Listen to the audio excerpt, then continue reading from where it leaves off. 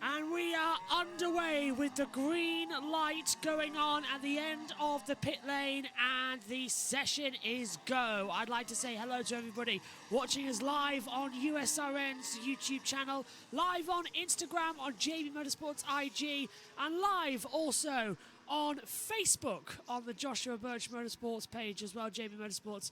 We haven't used Facebook Live, believe it or not, in around about 4.5, maybe 5 years for the Facebook Lives, but duty calls when we have no live YouTube. This is how you can view us. But it's a very much a relaxed day attitude as we welcome you here.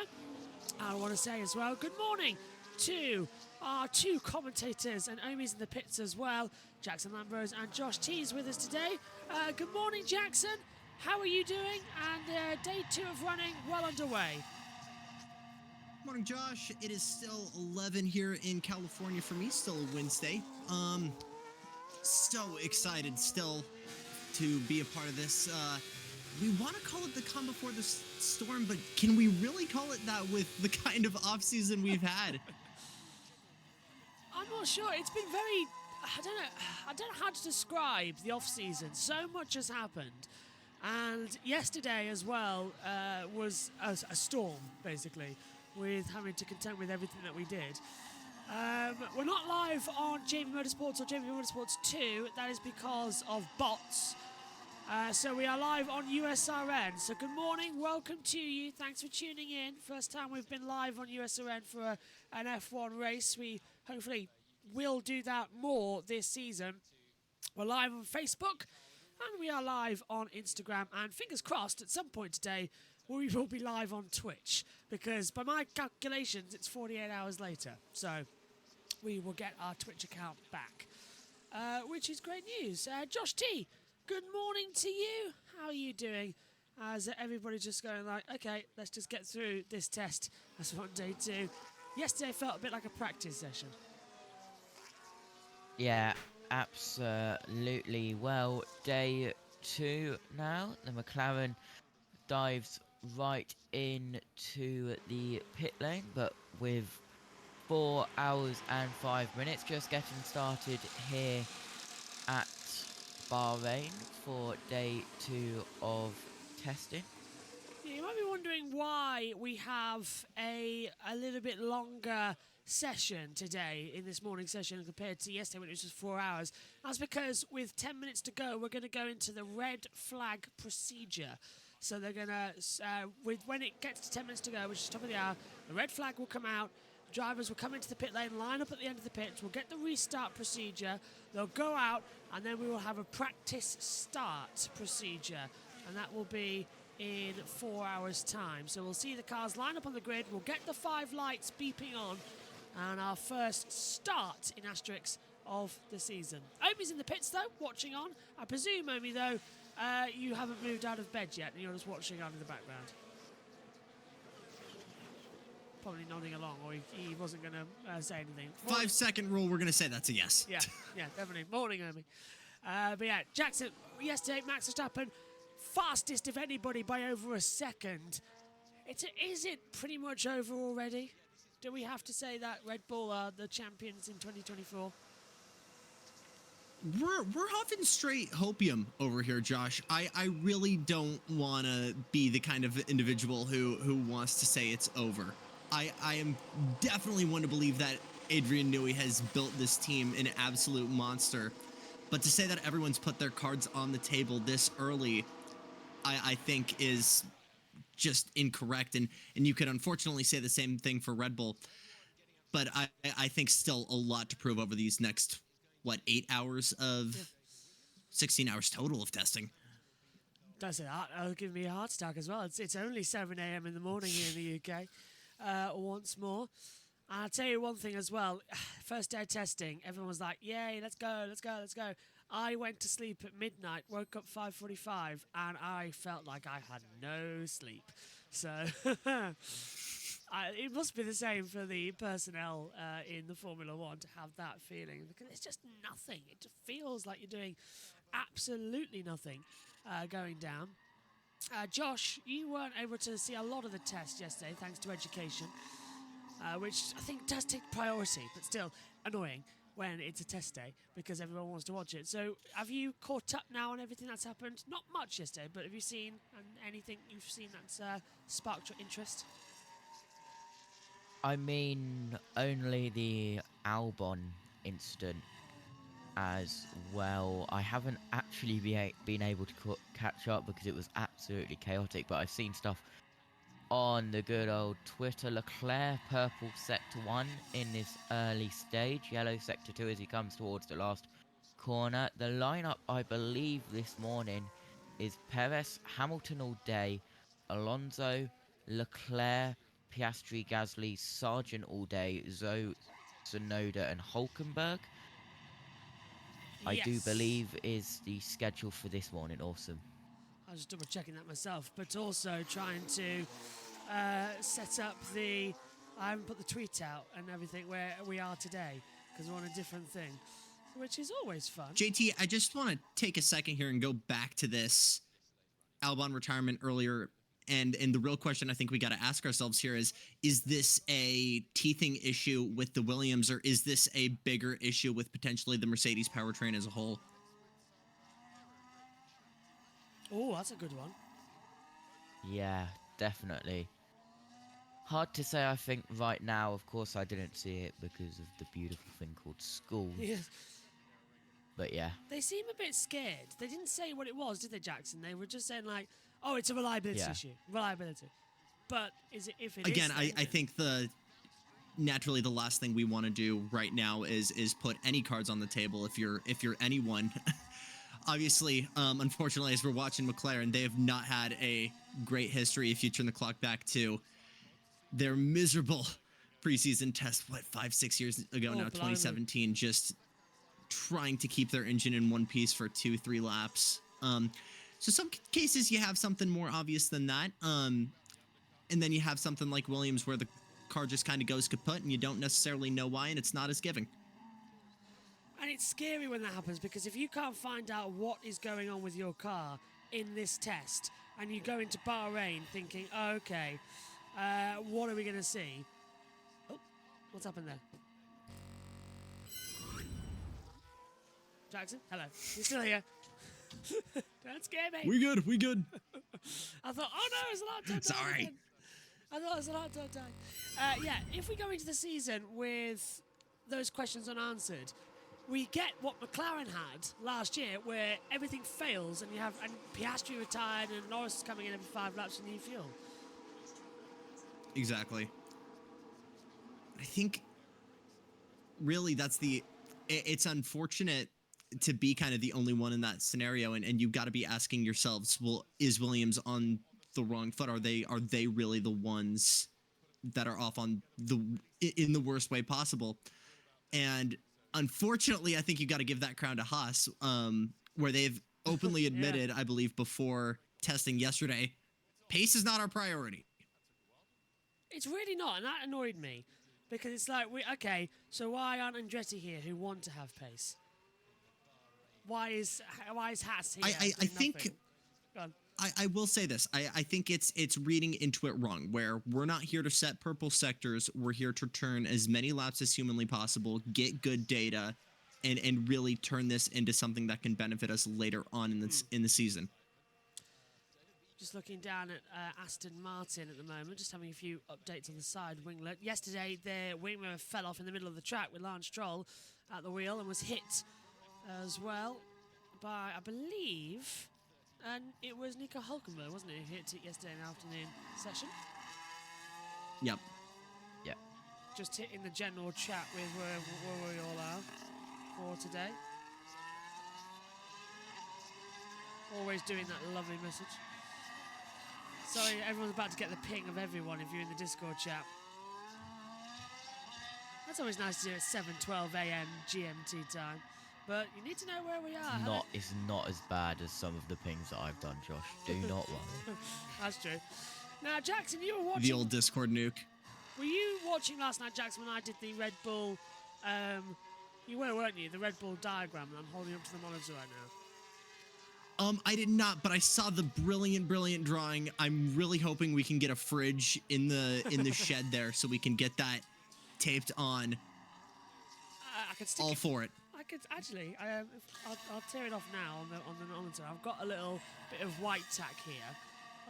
I'll get it. I'll stick the sides on the white tack, and what I will do is I will put it on one of the checkered flags in the commentary box. Beautiful.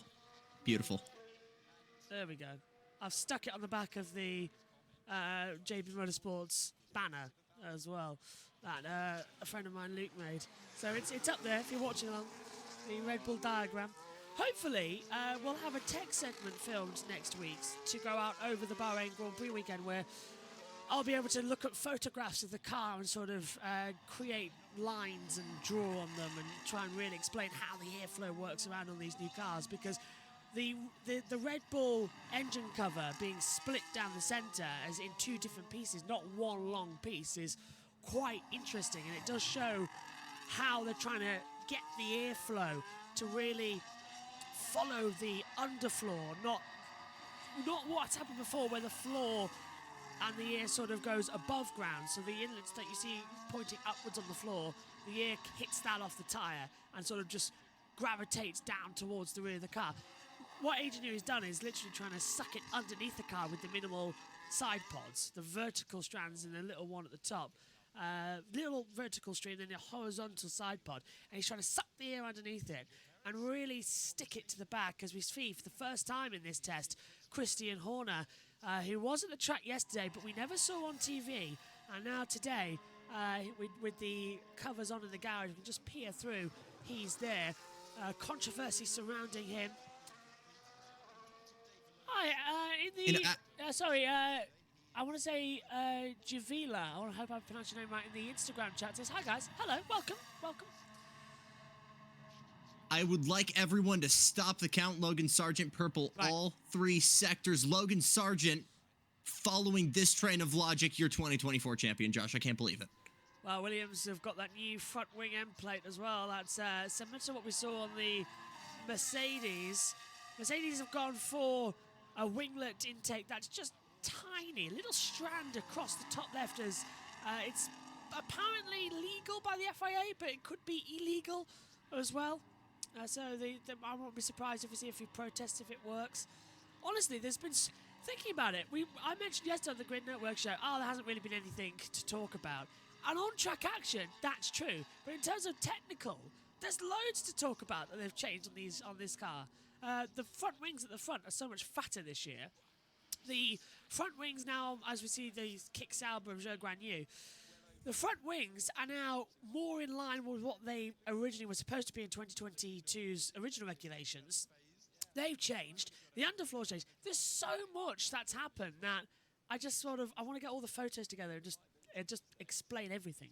I'm not even that technical. And that's what's so interesting, Josh, because as typically I feel like as we get further down the timeline of a certain new package of regulations, especially once we started getting to 2018, 2019, as the last era went on, you saw cars becoming necessarily a bit more streamlined, right? Kind of sticking to I don't want to say a more reserved design, but you knew what was, for lack of a better term, you knew what was meta, you knew what was fast, and you made minor changes to it. We're still in this phase here where we're still trying to figure out what really, really can work here. Yeah. And I think as well, that's what, as I said yesterday, as we've got Red Bull with a brake disc and pads sort of just hanging off down in the side. Many of the teams this year have decided to go backwards. So the avenue they took in 2023 didn't work, and they all went, okay, let's go back to 22 and evolve that because that worked. So it's a different strategy they've decided to go for that hopefully is giving them more avenues to develop throughout the season. And as Rachel Brooks said yesterday on the commentary for F1 TV and Sky, the cars here are the heaviest they will be all season long. So they will get lighter and they will get faster as the year progresses. And that's why hopefully they'll get a bit more paint back on them as well to meet minimum ride height. Or maximum ride height. Well, it's always minimum. They say that there's a maximum ride height, but they all want to hit the minimum. What is going on at Red Bull? Brake pad change. So that's an interesting thing because the brakes on a Formula 1 car should be able to do at least 10,000 kilometres without a change. Yesterday, I understand the team only did 700 kilometres, so they should have been able to get a couple of hours of the morning session done without having to change the brakes. So that's a bit of a question mark over Red Bull's braking stability. We did see Max locking up a couple of times yesterday, actually, in the afternoon session. Just a few little technical gremlins that came in. Almost like a driver trying to go all out day one. And I'm not trying to say that maybe GP and the rest of the Red Bull crew kind of held the car itself back a little bit. But I think there was certainly a statement trying to be made by Max and Red Bull at the tail end of yesterday. Yeah, like, we're here. Don't even think about doubting us. We're fully on for 2024. I mean, he was a second faster than Lando Norris as well, as we're seeing Oscar Piastri with aero rakes attached.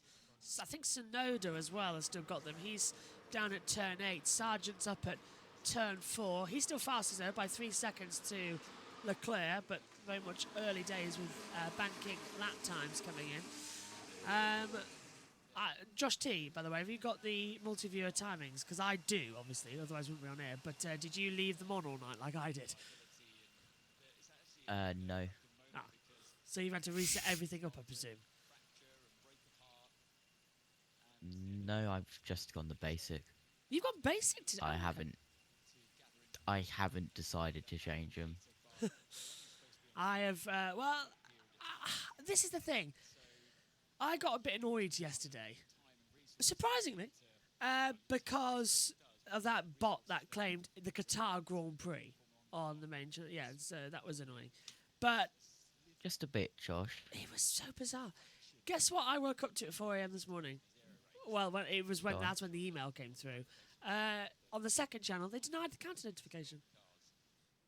So I've got to resubmit the counter notification on JBMotorsports 2. Always fun. Right, what's happening on the on Facebook? No, everyone there. I like the fact that we're still having loads of people joining in. I mean, that's what makes this worthwhile. I mean, everyone's probably watching on USRN, JB Motorsports' Instagram, and the Facebook channel as well. But as I said last night, we are going to be. These are all premiering on the JB Motorsports YouTube channel as well after the session. So as soon as we're done here, it gets uploaded and we're done. And the same goes later on. So we're still broadcasting, but it very much feels like the Jackson. I know you won't know too much of this one, but BBC Formula One.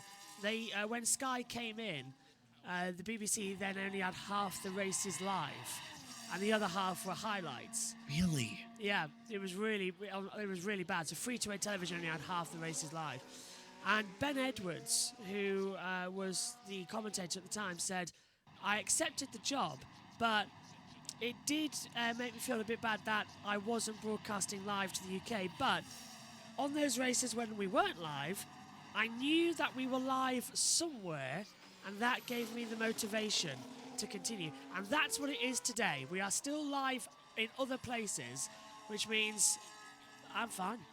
So, yeah. But, yeah. I'm looking forward to next week when this everything returns to normal. and when we're doing this for real. Yes. Testing, we can have all these mistakes and everything and long nights. Bahrain next week. I just want those lights to go out on Saturday and we're racing. Yep. What did you make, by the But way? again, a Go on. fond hello to everyone joining us. If you are in Europe, good morning. If you are on the west coast of America like me, good evening. If you're on the east coast, go to bed. Do better. I say that with love. It's 2 a.m. over there, if I'm not mistaken, on the Yes. East Coast. Yeah, I thought so. So, Matthew Owens, probably, who very kindly gave us USRN, is probably either watching or, not even going to be having us in the background while he sleeps. He might be. He won't admit it. Matthew, if you've got us on in the background while you're asleep, good morning. I promise not to shout too loud if there's an accident or something like that. So someone's in the commentary box. Oh, it's Buxton. Never mind. I thought it was a driver or something. Well, if it's the main team, I'm not going to bother throwing over. No, it's Charles Leclerc. No, it's not. No, it is Charles Leclerc. I thought it was the 55 for a second. I doubted myself. That's not very good, actually, is it? That Ferrari numbering. And I mean, it's pure white, but with the yellow exterior. But it's a bit too bold a number. It looks like the 55, doesn't it? From the top angle. I can't quite tell. Oh, there they are, all in the box. I'm just gonna say this: Yeah? peak F1 design was when we still had the shark fin, even if it was for 1 year, and you had the last name, you had the number, everything was very clear. I'm not saying bring back the shark fin, maybe find some real estate on the engine cover for the last name, because I found that genuinely helpful. I did, and you can sort of see the 16, can't we, at the moment? A little bit. But it's not too much there. What's going on here?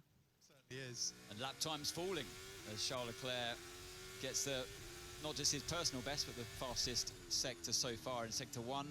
Well, I'm glad to see at least that in the F1 TV commentary box, they've replaced the tiny little monitor with a bigger monitor. That was something that was annoying. Yeah. That was annoying me last year when I was watching that, because it was on literally a tiny little monitor. It's like, how on earth can you watch a race like that? You need a big monitor, so that's good. First time I've seen Ant Davidson using a lip mic in about 11 years or so. I miss lip mics as well. I do. I want one. I like a headset, but I want the lip mic. I think we're about to have a new fastest time. Go on. Don't think those exist in America. Bird walk over. Continue. No, I don't think they do. I've never seen one in America. I've never ever seen a lip mic in America, ever. But No. it's a British design, isn't it? And then I think Australia use them, and then they got a headset. And then America got a headset as well. So Leclerc does a 1:31.822. That's a few tenths off of Verstappen's fastest time from yesterday already, but he's done that, I believe, on the C4 tyre compounds. It says medium on our boards, so that's either I think it could be even C3. I'm trying to work out. C1 is white tyre with no Pirelli white banding. C2 is full-on Pirelli tyre with white banding. C3, I think, is just yellow, the normal medium colour. C4 is red with the band, with no band. C5 is red with band. So I think if we look at the medium, that's just going to be proper C3 tyres. So that's good to know. So now just his time on soft, so it's either C4 or C5. Yep. And Josh, we're going back to this nose-on view of Leclerc's Ferrari, and I think I'm understanding where the complaints are coming from on your end. It's this white and kind of this mustard yellow that's making for this kind of McDonald's combo with the red. And I think you just don't have a lot of contrast, and it's really, really hard to make the number out between the white and the yellow. So point taken, very much understood. I want a McDonald's breakfast now. Blimey! There's the grill. You can know that. That's a massive aero rake on both sides of the car. Literally just looks like a garden rake that you would get your leaves with, hanging on the side of a car. Dragging it in to turn number 1. Up to hill to 4. Oh, he's snapping a bit as well. Those aero rakes, by the way, it's effectively pushing the car back on the aero feed. So, a little bit glitch there as they come into it. So it's still a very difficult position as finally we see Red Bull ready to go down in the pit lane. No sign of Horner in there either at the moment. Oh, there's Ted. Hello, Ted. Watching on board with Sonoda. Now, this is another thing I don't like. Yes, it's testing, but it's testing. The team shouldn't really say, okay, yeah, you can have an onboard camera. Because if it wasn't for the onboard camera, then DAS would have remained a secret until the first race of the season in Austria. Because, of course, we had that COVID pandemic. So we would have gone through the entire pandemic going, what was Mercedes' secret? And then, oh my God, they're so fast. They've got the steering wheel moves. So it was testing. Go on. I'm gonna protest that because yes, obviously the big giveaway was how that steering wheel was moving forward and back, right? But I think if you looked at the high speed photographs that we have, like we just saw with Leclerc towards the end of that second sector, I think the internet would find a way to answer that question of probably. Mercedes is getting this pace. How are they getting it? What's up? And I think especially sports fan bases on the internet will find a way to get these answers one way or another. They would have probably locked Toto Wolff in a dark room and got a cattle prod and tortured the information out of him as well. Well, I was saying, like, maybe, okay, we've got different caster angles here. How are they doing that? And then looking at the position of the hands. But we could also say that, Josh. My way's more fun. To be fair, I'd love to see Toto in an action movie. That would be fantastic. He could easily play a Terminator. I mean, we're going to get... I don't know if we're still going to get Steiner in that, like, comedy show or something that he's doing with CBS, but... I mean, they could really just take the mickey out of Gene Haas. So it's easily done. Yeah. Call it something stupid, like to avoid the copyright thing. Call it like Huss or something like that. Horse. Horse, yeah. Goat racing team maybe as well. Yeah, I love that podcast title that we had. Loss of a forking rock star. So it's not actually swearing, but it's his thing. Yeah. I thought it was brilliant. Big porpoising from Magnussen out of 2 here. That's ridiculous. Look at that. It's bumping. Was shooting up crazy. sparks a good amount. Almost looked like it was smoking on the brakes into turn 1 there. And this is what we're going to see more proposing as well, because this Haas especially have gone back to the 2022 layout of the car and trying to take new routes. Muro Korematsu, what was chief engineer, now has taken over as team principal, replacing Gunsteiner, as we say. And he hasn't had much input on how this car is going to face. So he's very much having a, if this fails, it's not on me kind of season as he comes in. This is Hulkenberg into turn 11, flicks the car in, continues to push on, just takes it wide a little bit, but it has remained a bit stable as he comes into turn 12. Nice on the brakes on the inside. He's 4 seconds off, but we're looking at how that car goes on race pace. You're right, Jack. It's bouncing around like crazy now, especially down there. And Bahrain's, yes, it's got a few bumps because it's on marshland in a desert. It's a bit like Kota. But this is a bit alarming, the amount it's bumping. DRS isn't open either, and it's still going up and Eyes down on this here. You can see puffs of smoke just coming out of the rear of the diffuser here, as there's apparently a very, very strong headwind coming into turn 1 here. Did I just see a bit of carbon fiber come out of that car, Josh? Yeah. Yeah, something fell out into it. So Haas yesterday had that problem as well. The bottom was jumping up and down, and something came off on the run down to turn 11 as well. So on the back straight away. As we see Hulkenberg, 206 starts, best career finish of 7th. Sorry, championship finish. Finished 4th on numerous occasions. Never has been on the podium in Formula 1. As Nico Hulkenberg, his best opportunity to do that was back at the 2019 German Grand Prix. And he stuffed it in the wall. There is Ayo Karamatsu, the team principal at Haas. You got to give it to the guy, considering he was thrown into this position, I don't want to say against his own will, but was definitely chucked into the deep end here with Steiner getting the boot as we see this incident into turn 1 again with Hulk. Again, that whole rear end is almost sliding here. Here's Leclerc. Oh, it came off Leclerc. Same thing. Is that an end plate or a bit of the floor? 2 bits of carbon came What? off. It's definitely a bit of the floor. I'm not sure if it's the diffuser or something in between. Ah, you were right. So it came off Leclerc and Hulkenberg threw it up. So that's... Right. Yeah. So it's off Leclerc's car. Both Ferrari power units, though, so... That's going to be a bit of a We worry. got something real wrong if that's the case. So Leclerc is still out there on the track. He hasn't come in, but I reckon from the side that came off, that's going to be a floor winglet on the top half of the car. So it's not underneath. It's going to be on. Well, it could be. If that's a turning vane on the floor of how it directs the air through, that's going to compromise their data like crazy. So I wouldn't be surprised if we see Leclerc box soon, just to get that little piece of aerodynamic winglet replaced, because every little part of the car is crucial, and in testing you need to learn if it works or not, as we're on board with Piastri.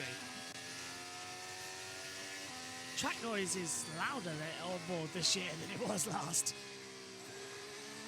We turned it down today and it's still loud.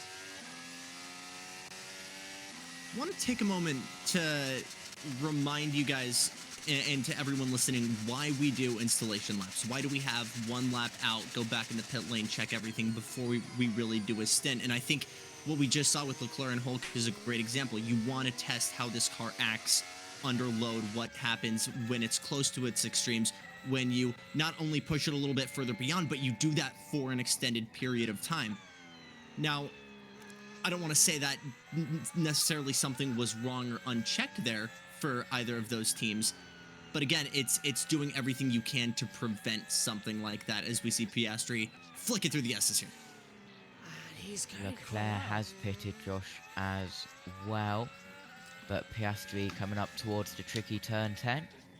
Trail braking in as well, turning and braking. So easy to snag the front left and lock up. He's handled that perfectly. But did you hear in the background the turbo winding down? I've never heard that in the McLaren before so clearly.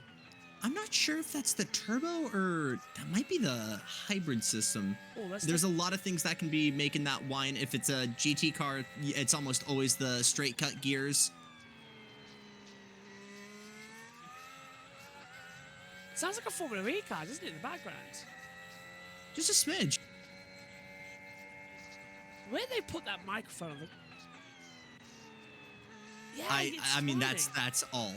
That's all it is. It is, yeah, he's coming into the pit lane now as well, but...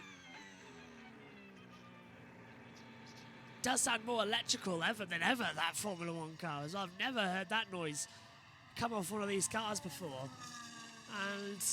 yeah, that's quite bizarre. And I've been in the pit lane when one of these things are driving past you as well. It's terrifying. Literally, you know it's coming, but it's like a bullet. Even though they're going down at 70 or 50 kilometers / miles per hour, they still go by you at quite a speed. And you hear the air before you hear the car. It's really weird.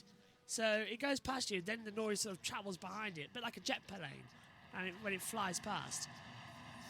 And the ground shakes like crazy. It's so bizarre how much it just vibrates. I think obviously the biggest sound difference we heard here was with the first kind of installation lap of the new Red Bull, with that kind of growl to it, almost reminded me of a blown diffuser back in the V8 days. Didn't it as well? That wonderful V8 segment as well when it came in. I missed that. Don't you, Josh, do that wonderful V8? Yeah.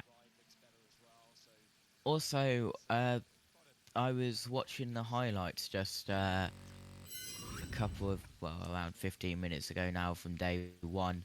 They listed the stoppage of the Williams down to a fuel pump issue.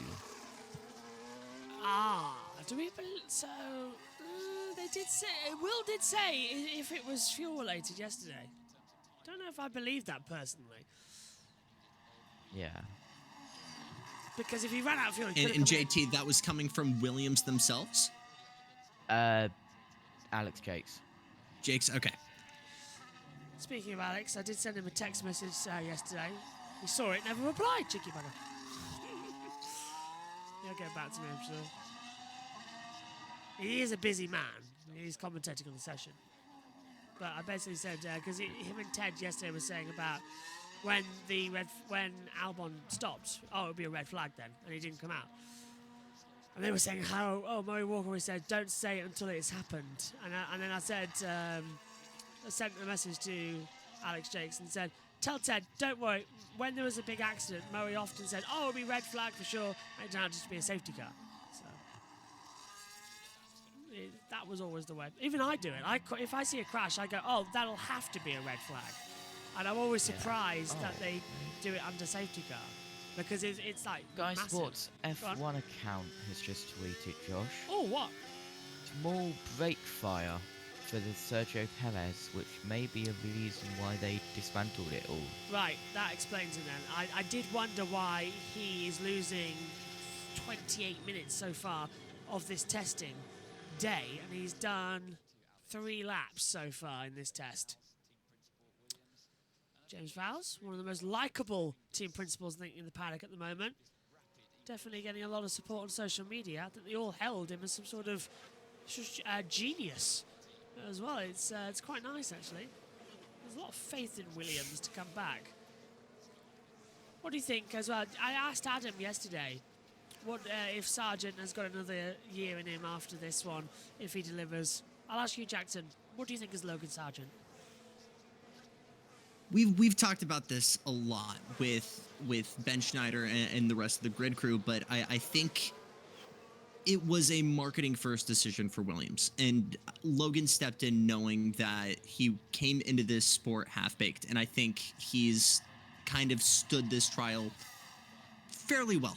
I think with that being said, this is definitely a make or break, not season. I would say make or break 5-6 races, or else we're going to see him in a position very, very similar to DeVries, because we've got plenty of F2 talent waiting in the wings to take that seat. Absolutely.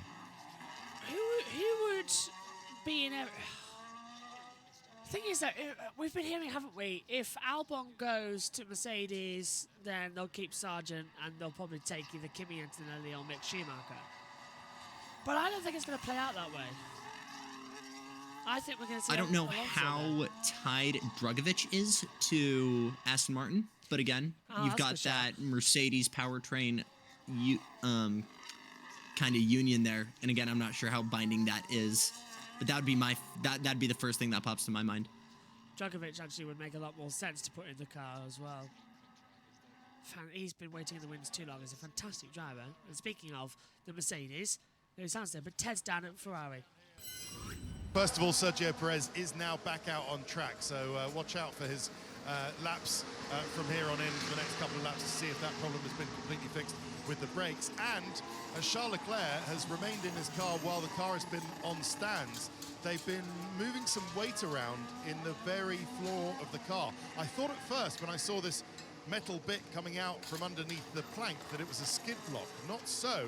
It's actually an area of ballast that they're putting right in the forward part of the nose. So they just changed that around. So I think one thing we can tell about the Ferrari is that it's below the weight limit because they are able to use ballast. I think we can now say, can't we, that all of these cars have got themselves sorted on the weight limit. They can all ballast up the car for performance, getting that center of gravity as low as possible. And that's what we've just seen on Perez. They've just been moving some weight around in the bottom of the car. But that job is finished. It looks like Charles is ready to go. Thanks, Ted. Now, we were saying... Smart way of using that ballast. If I gotta have that weight on my car, where can I put it in the most efficient way to get that center of mass as low as possible? Super clever stuff. Perez on the timer. Finally, back in running into turn number 1. Down on the brakes, 3 gears, flicks the car in.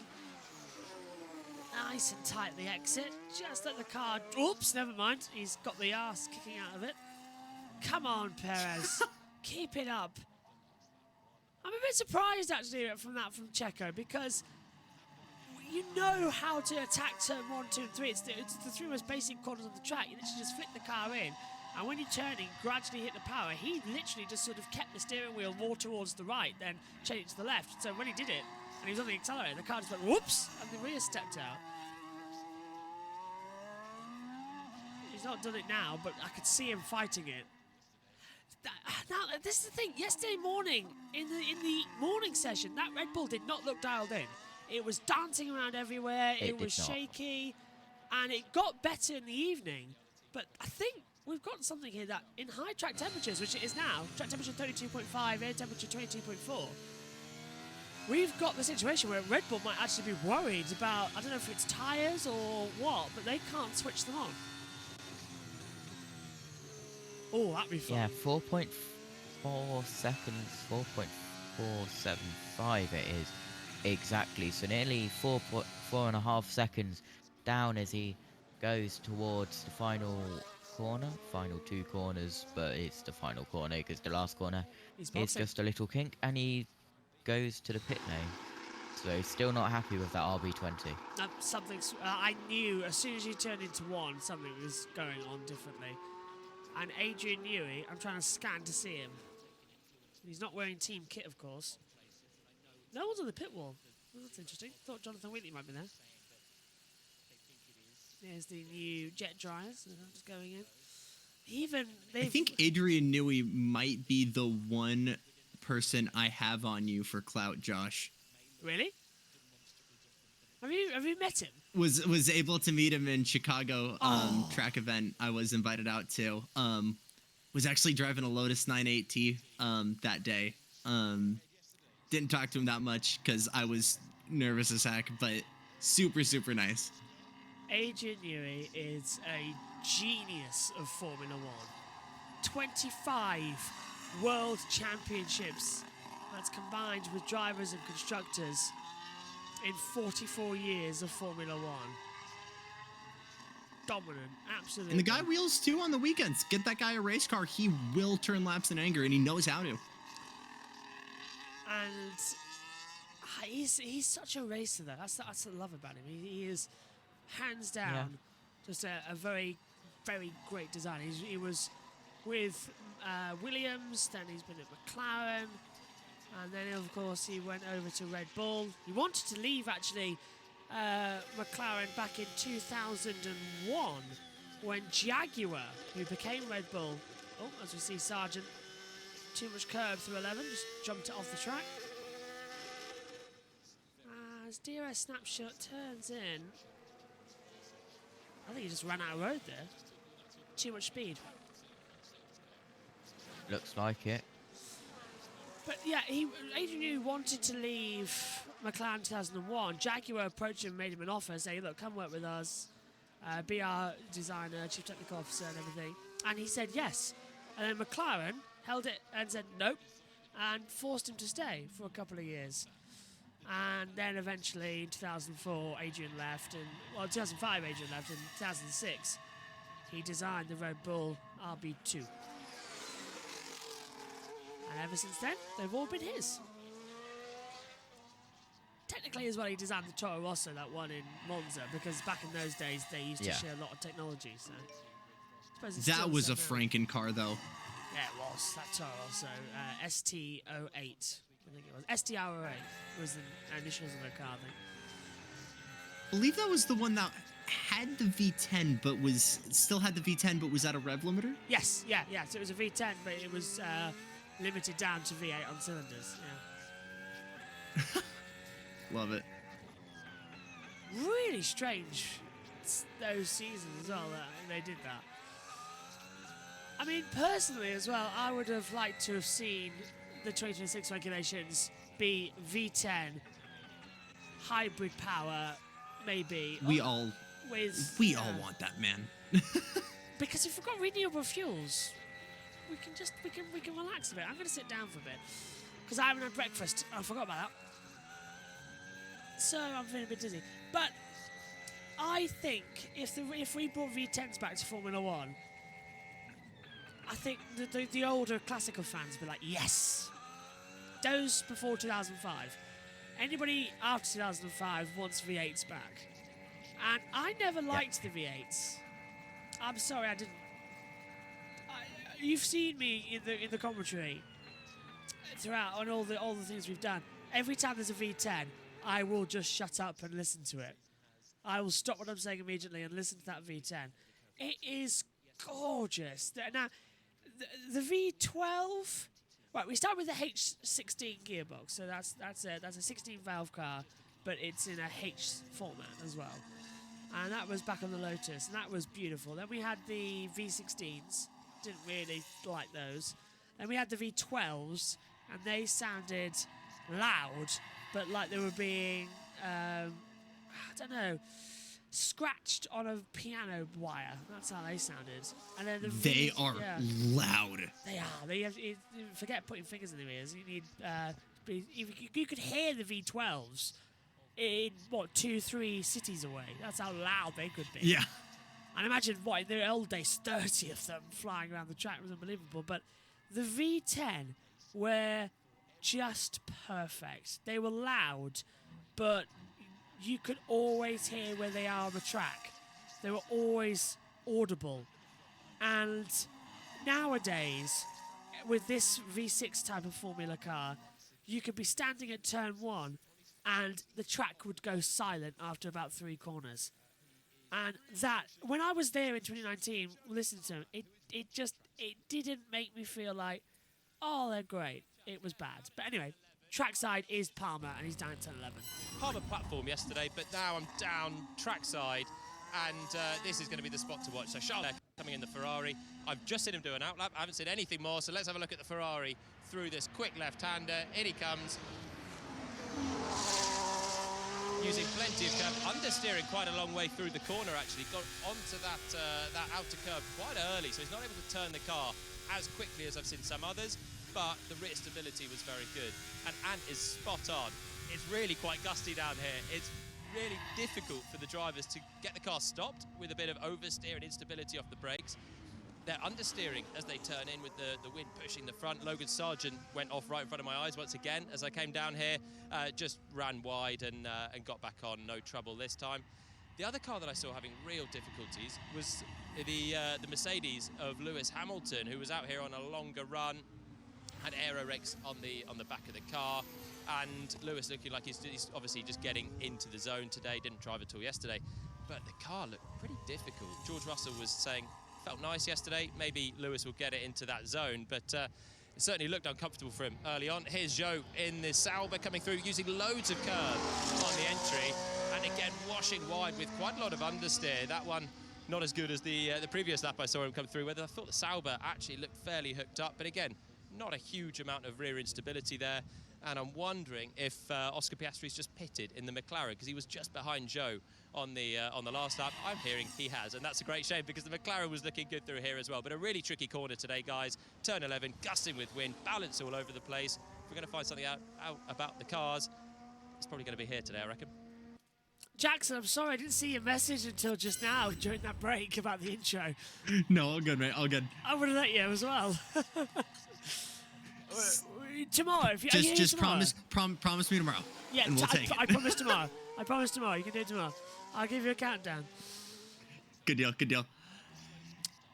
So again, strong tailwind into turn 11 there, as JP was explaining, but that's really not only helping you going into turn 1 for getting on the brakes, obviously kind of not helping with the top speed, but again, I think that's also maybe a smidge helping with the porpoising. I know that it's obviously a ground effects based thing, but Josh, you can tell me whether or not that's kind of worsening the effect or not. I think it would be, because the way the air is sort of sucked into the car, it's like a invisible string basically. It pulls the car along at a further rate than the accelerator goes. So if you get a disruption to that with the bumps, the airflow effectively becomes like a whoopee cushion.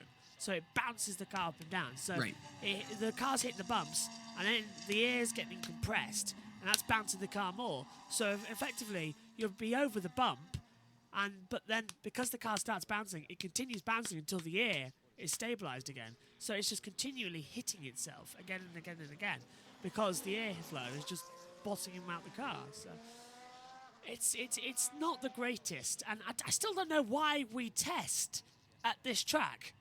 I don't, because Bahrain is not a good example of what we need for pre-season testing because it doesn't have every single bit of a track. You've got the high-speed back straightaways, but then you've got a tricky downhill section of the infield. That's it. That's why Barcelona was better, because you had a bit of everything on that track.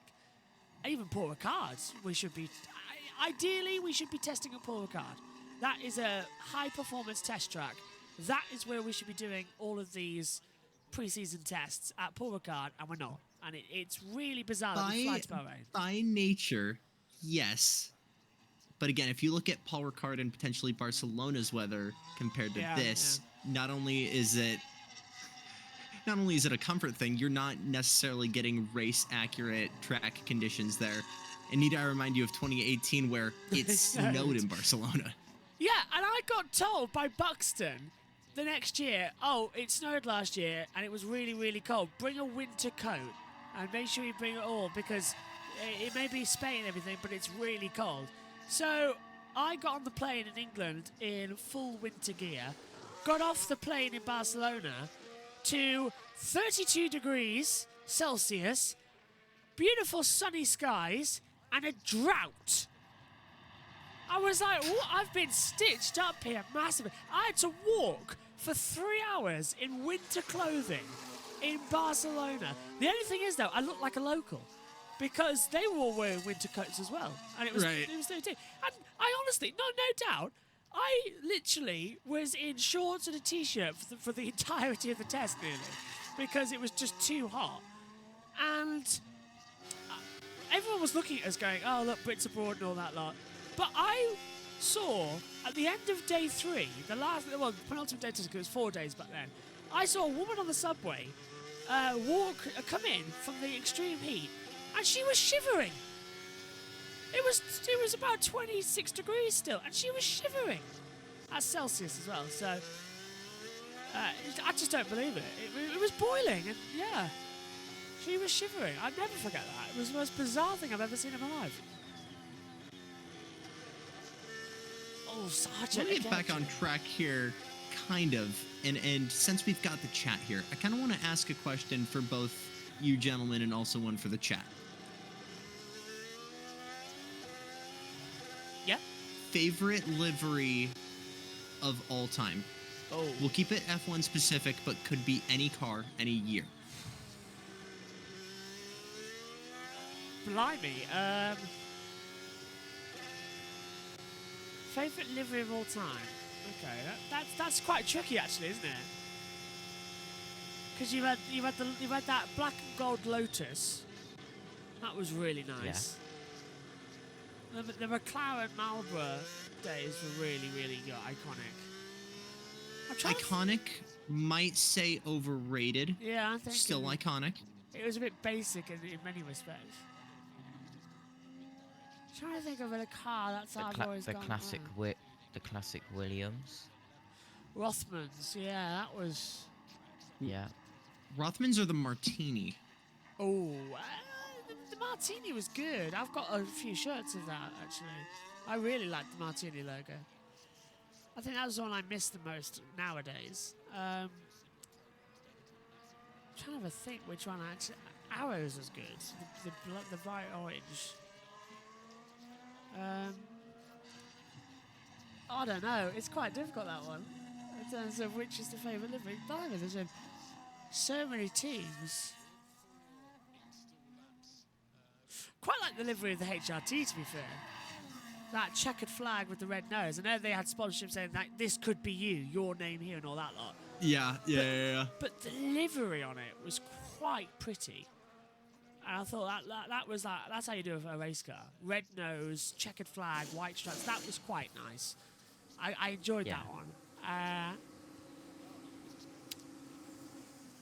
Wow, you've. I liked the pink with Racing Point / wasn't it? The pink was good.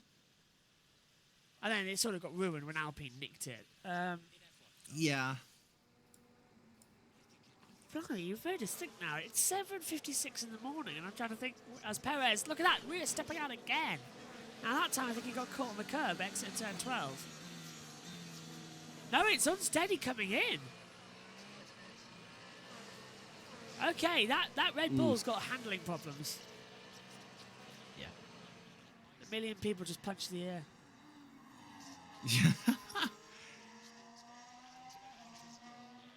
Favorite livery of all time?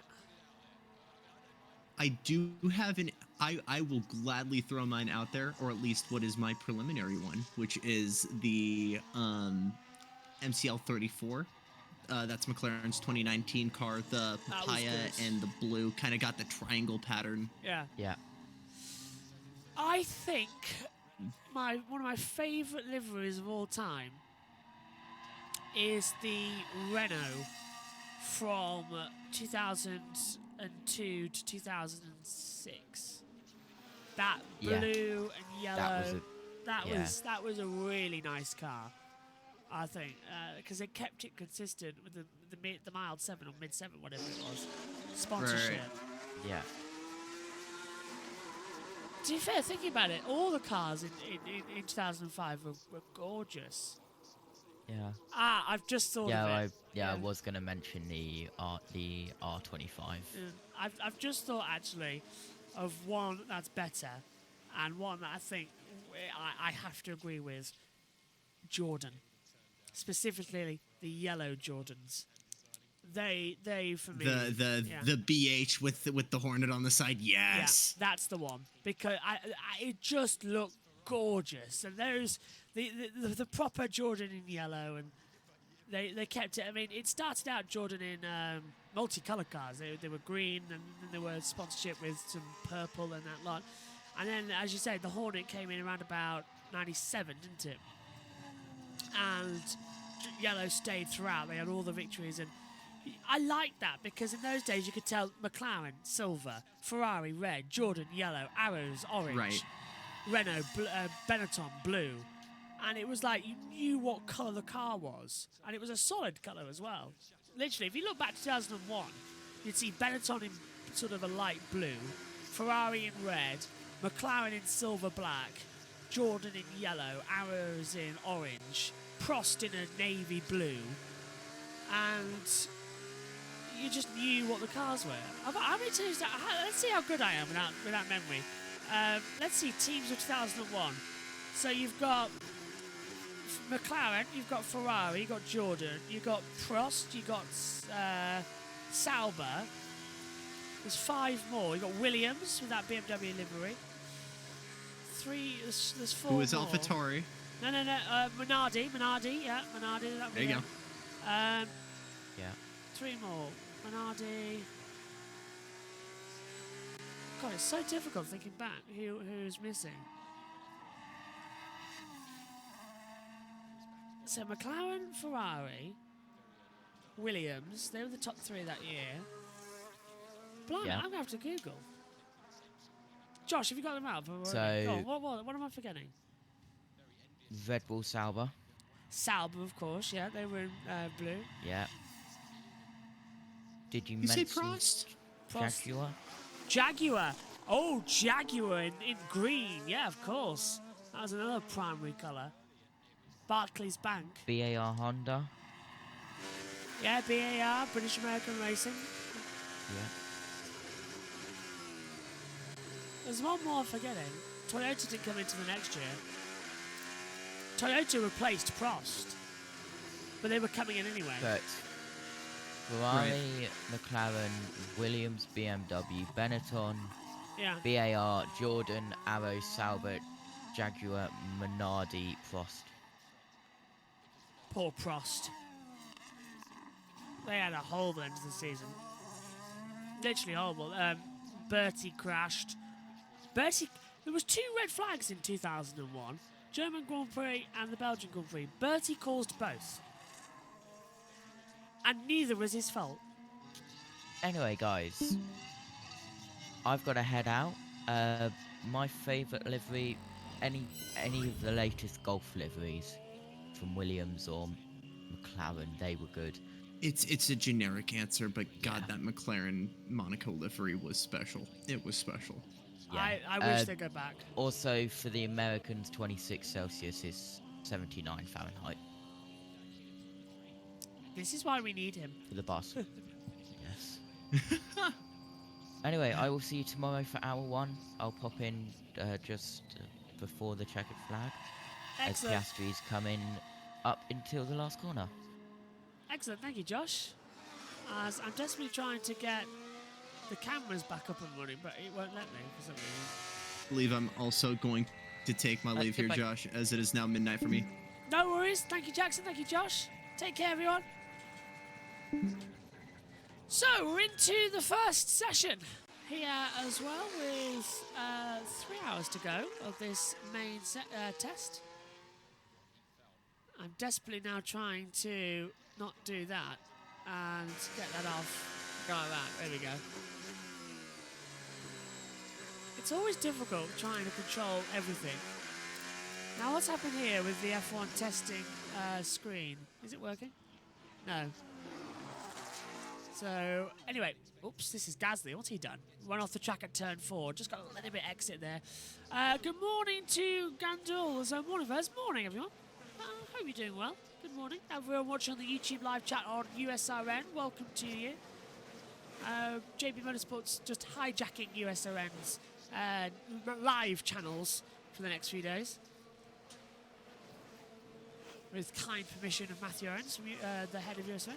We're also on Facebook and on JB Motorsports Facebook's page, and JB Motorsports Instagram, and JB Motorsports IG. And while we're on, actually, USRN's YouTube channel, drop them a subscription. They've been so kind in giving us their YouTube channel after ours have had blocks, and they deserve the world. So, USRN, give them a follow on YouTube and subscribe, because they are amazing people and 110% deserve some love out there.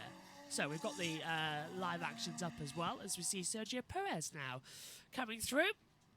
And just taking up into turn 4.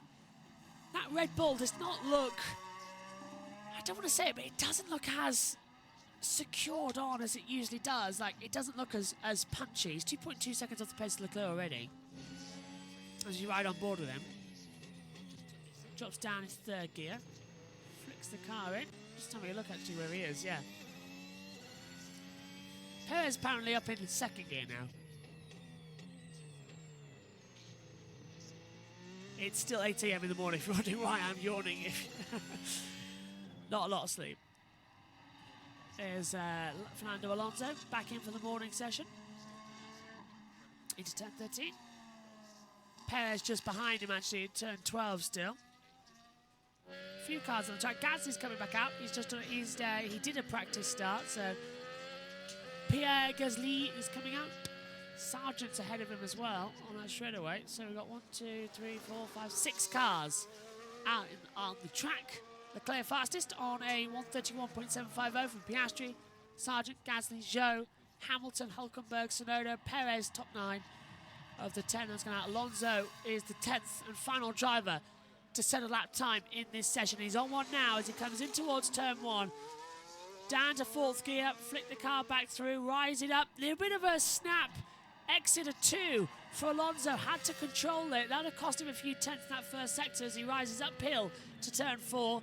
DRS would have been open. Snapshot as it comes down. A little bit off the track, but looks okay. Through the sand dune section. Nicely bouncing through left and right. 6th gear. Down the brakes. Down into 3rd gear at 65 miles an hour. Up into turns 9 and 10. You're braking from 7th gear down to 2nd at 45 miles per hour. You're trail braking in as well as you accelerate down towards turn 11. Sargent and Gasly in your way on the straight. Flick the car in 4th gear. Gently accelerate back. Turns 12 and 13. Don't take too much entry on the curb, otherwise it hooks you in with the bump and it spins out the rear and you end up hitting the wall hard. No DRS on the run down towards turns 14 and the small kink at 15. So you're on ERS power, the battery deployment, just trying to get as much out of it as possible.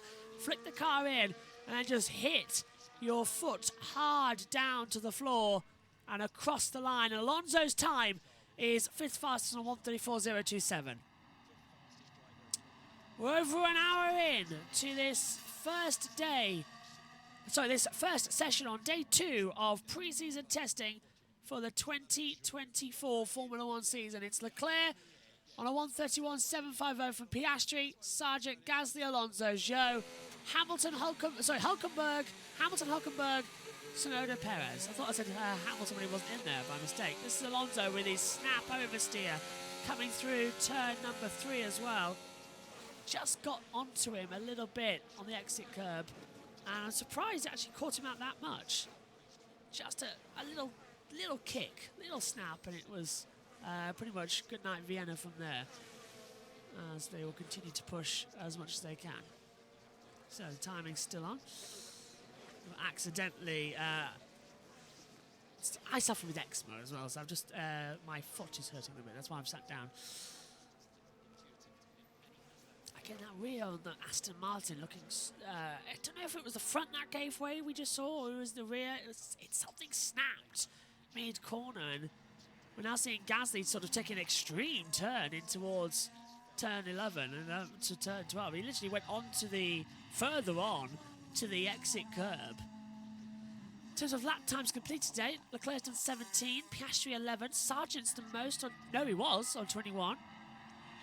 Gasly 16, Alonso's on 7, Zhou's on 23, the most of anyone, Hamilton's 13, Hulkenberg 19, Tsunoda 13, Perez with that brake fire he had at the start of the session, he is only on 9 laps, and I believe back in the pit lane. Yes, he is. He's not out there circulating right now. So more problems being found out. Now, if you're wondering why the session is 10 minutes extra, and if you've just joined us across all the channels we're on today, the reason the session is 10 minutes longer is because we're going to have the red flag protocol at the end of this morning's session, we understand. It's one of those tests they like to do in pre-season. Usually on day 2 morning it's the red flag test. So we'll go red flag with 10 minutes to go, and then they'll line up at the end of the pit lane. They'll go out on track on a standing start restart, and they will line up, take the 5 lights, and it will be lights out for the first time this season. Tsunoda, first sector was fast, personal best. Second sector's down with a, where is he on the board? 31.380 first sector, 43.115 second sector, third sector 24.455. So 139.370 on that last lap time. It does put him on his personal best, keeps him however in 9th position. Checo Perez has dropped down into 10th place. And then the bottom 10 cars, some of them will be out today, some of them won't. Verstappen will be out in the afternoon session as well before Perez gets the full car tomorrow as well. So Max's championship season ends today, effectively. Alonso into turn number 10. Back on the accelerator. No DRS, interesting enough, down the back straight away. Looks like Alonso is on a... Excuse me, Fiona Murray. Looks like Alonso is on a race simulation. He's on the C3 tyre compound. Perez is back out there on a hard tyres, as either C1 or C2. He's gone out there on. So that's going to be something to keep an eye on, whether or not he's going to have some more power or not. 10 to the pit lane. And Sargent to come into the pits. And here he comes. So far, a better day. Just want to give you a general update of Williams. Let's have a look at their better day for Williams. Let's take a look at their rear suspension just to check that it is pull rod, and indeed it is. So that is just double confirmation, if you were after it, what we were talking about earlier on and yesterday, that Mercedes using the pull rod suspension. So that's them and Ferrari, the only ones who are using the pull rod rear suspension layout. And that means that because Mercedes their gearbox suppliers have gone in a different direction, that they are doing something different from that. But whether Williams go their own way. In fact, do the Williams still do their own gearboxes in any case? But they're using, now they're the only ones who are using pull rod as well as Ferrari, just to clear that up. Right, now, we talk about, in testing, data acquisition. We have to do a lot of data gathering, the teams say, and you know, we accept that, don't we? We think, oh, you know, you've got to do a lot of data gathering. Why is that? Well, partly it's so that they have a scientific analysis of what their car is doing and where it's lacking. Because, can I take you, Will and Alex and Anthony, on some time travel? Should we do some time travel? Please forward do. in time. Yes. Let's look forward in time to the Imola Grand Prix, the Emilia-Romagna Grand Prix. So this stanchion here is going to be the first European race after we've done the China, Australia, Japan. So this is the 19th of May. And we come to Imola, it's lovely on the 19th of May, or the few days before that. And as the first European race, a lot of the teams have an upgrade. We're used to that, aren't we? We're seeing a nice upgrade coming on the 19th of May. And it's great, and it's all new parts and all of that. But where did that upgrade start? Well, if it was the middle of May, then we go back a bit. They were making those parts. That's maybe the beginning of May. And how did they know what happened before they were making those parts? Well, they were checking them into the wind tunnel, and that takes into April. In the wind tunnel, these parts, a scale model, 60% scale model, was in the wind tunnel, and that takes us into, what, the middle of April? Before that, they were making those model parts. That takes us into the beginning of April. Before that, they were designing these parts in CFD on a computer. They were designing them, making sure they did what the designers wanted. That takes us to the beginning of April, end of March. And before that, in the middle of March, they were coming up with the idea of the parts they wanted to make their car to make their cars faster. And that takes us to the beginning of March, is actually identifying what parts they needed to make their cars faster. And how did they know how to identify what parts they needed to make their cars faster?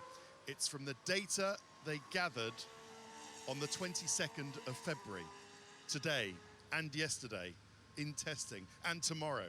So that is the timeline of data gathering. You've got to gather the data to work out what you need to do to change your car to make it faster, to design it on a computer, put it into your model shop so they can put it in a model, put that into the wind tunnel to make sure that it does it, then put it into manufacturing, and then send it on a transit van or a plane to Imola to be ready for the Imola upgrade, which is where we started. And that is why data gathering and testing is so important. Right, after that, I'm going to take a break. I'll be back with you later this afternoon. Thank you, Ted. Always nice to hear how the R&D development progress works as well. That Ferrari porpoising like crazy coming into the back half of turn 13. It was a few laps ago. There's Lewis Hamilton watching his car for 2025 be out there on the circuit. His car for 2024, the Mercedes what is it? The W15? Yeah. 14? Yeah, W15. Had to think about that one. Is out there just climbing into it now. Last season at Mercedes for Lewis Hamilton. Do you wonder or not if he's feeling 100% for it as well, whether or not he's really going to hit him that he's leaving this team. Mercedes family, of course, he's been with since he was, what, 7? It's a long, long time, of course. But Lewis Hamilton ready to go for 2025 in Ferrari. On board now with Fernando Alonso coming into turn 10. Just keeps the inside line nice and tight as he runs it down low. And really nice seeing what the middle sector is going to be. His first sector, Alonso, is a 30.920. So he's keeping it consistent. Round turn 12. Don't touch that curb too much as well, it'll spit you out. 3.626 off the pace. So Alonso definitely on a long run fuel situation. No, there we go. Into the last corner, Alonso tends to the line. Leclerc's coming out on the track. So Tsunoda, Perez, Alonso, Leclerc will be the 4 runners on the circuit. Alonso 4 seconds off, 136.021. His best lap, 134. So again, there's a few bits left. It's 11:16 over in Bahrain. It's 8:16 here in the UK. AM as well, if you're watching us in America. Or wherever you are in the world, as we're on 3 different channels today, getting taken up.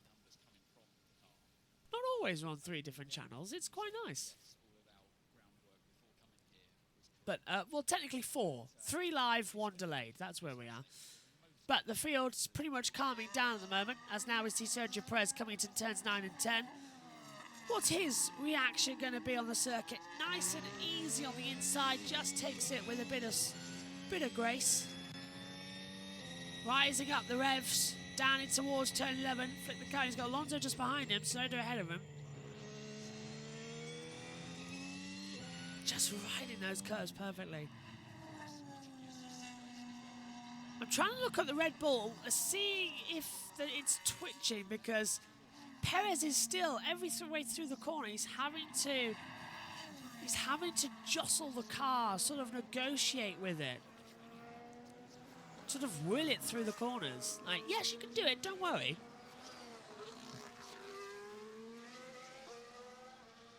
And Perez has decided to box again. Sargent's back out on the circuit, by the way, and he's on a brand new set of soft tyres. Don't know what compound they are. They haven't told us on the monitor. It's just soft. So that's either C4 or C5 tyres for Sargent. I presume they'll be C4. I can't see anyone going C5 at this track temperature because they'll just get eaten. Perez locked up. Down into turn 8. And he's on the C1 tyres as well. So the hardest tyre compounds, in which is, next weekend in Bahrain, we have C1, C2 and C3 tyres. Perez, in that Red Bull at the moment, can't switch on the C1 tyres. That is alarming and very concerning, actually. We're seeing Sargent treating these tyres very gently. And they are the C4 he's on as well. No wonder he's treating them so carefully. Don't want to explode. Gradually building up pace, though, as he comes into turns 14 and 15.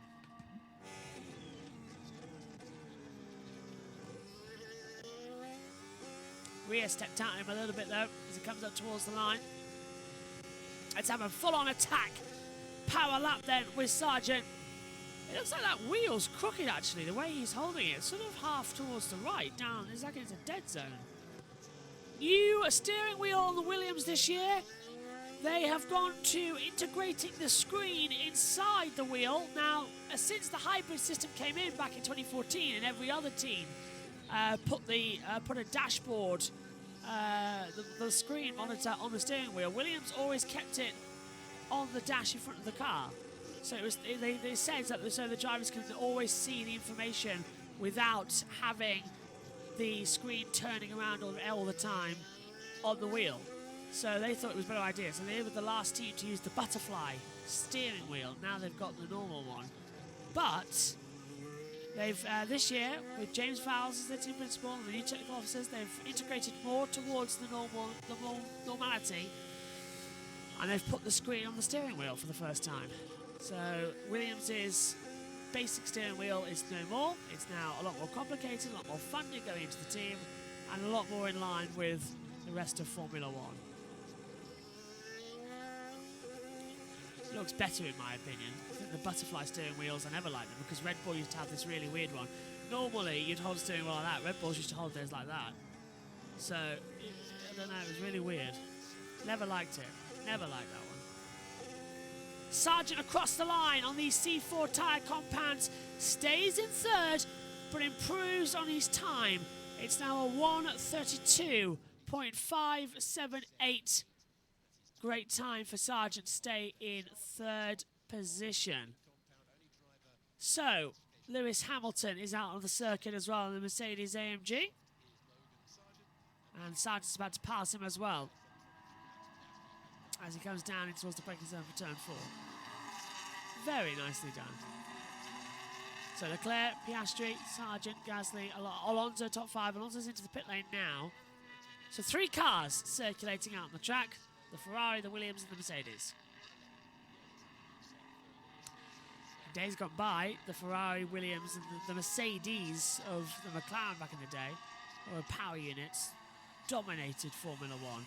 Like when Jackson and Josh were with us a few moments ago, that's when we were talking about that 2001, 2002, 2003, 2004 period where it was, where it was just them 3 teams at the front. They were the big ones. We had Ferrari, of course, with Michael Schumacher, Rubens Barrichello, Ross Brawn, Jean Todt, that amazing team.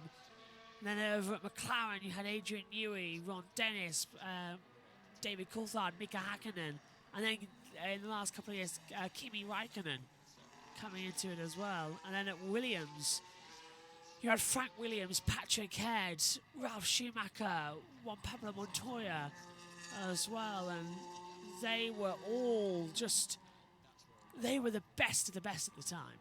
And Montoya, in his first season in 2001, won at Monza. And he was always in contention. Still remember that move he did on Schumacher down at the Centre S at Brazil 2001. It was just after the restart. Hakkinen stalled at the line. If you haven't seen the 2001 race, Hakkinen stalled at the line, and he was second row of the grid. And we all thought, oh, it'd be red flag, but they put the safety car out, and then we went green again.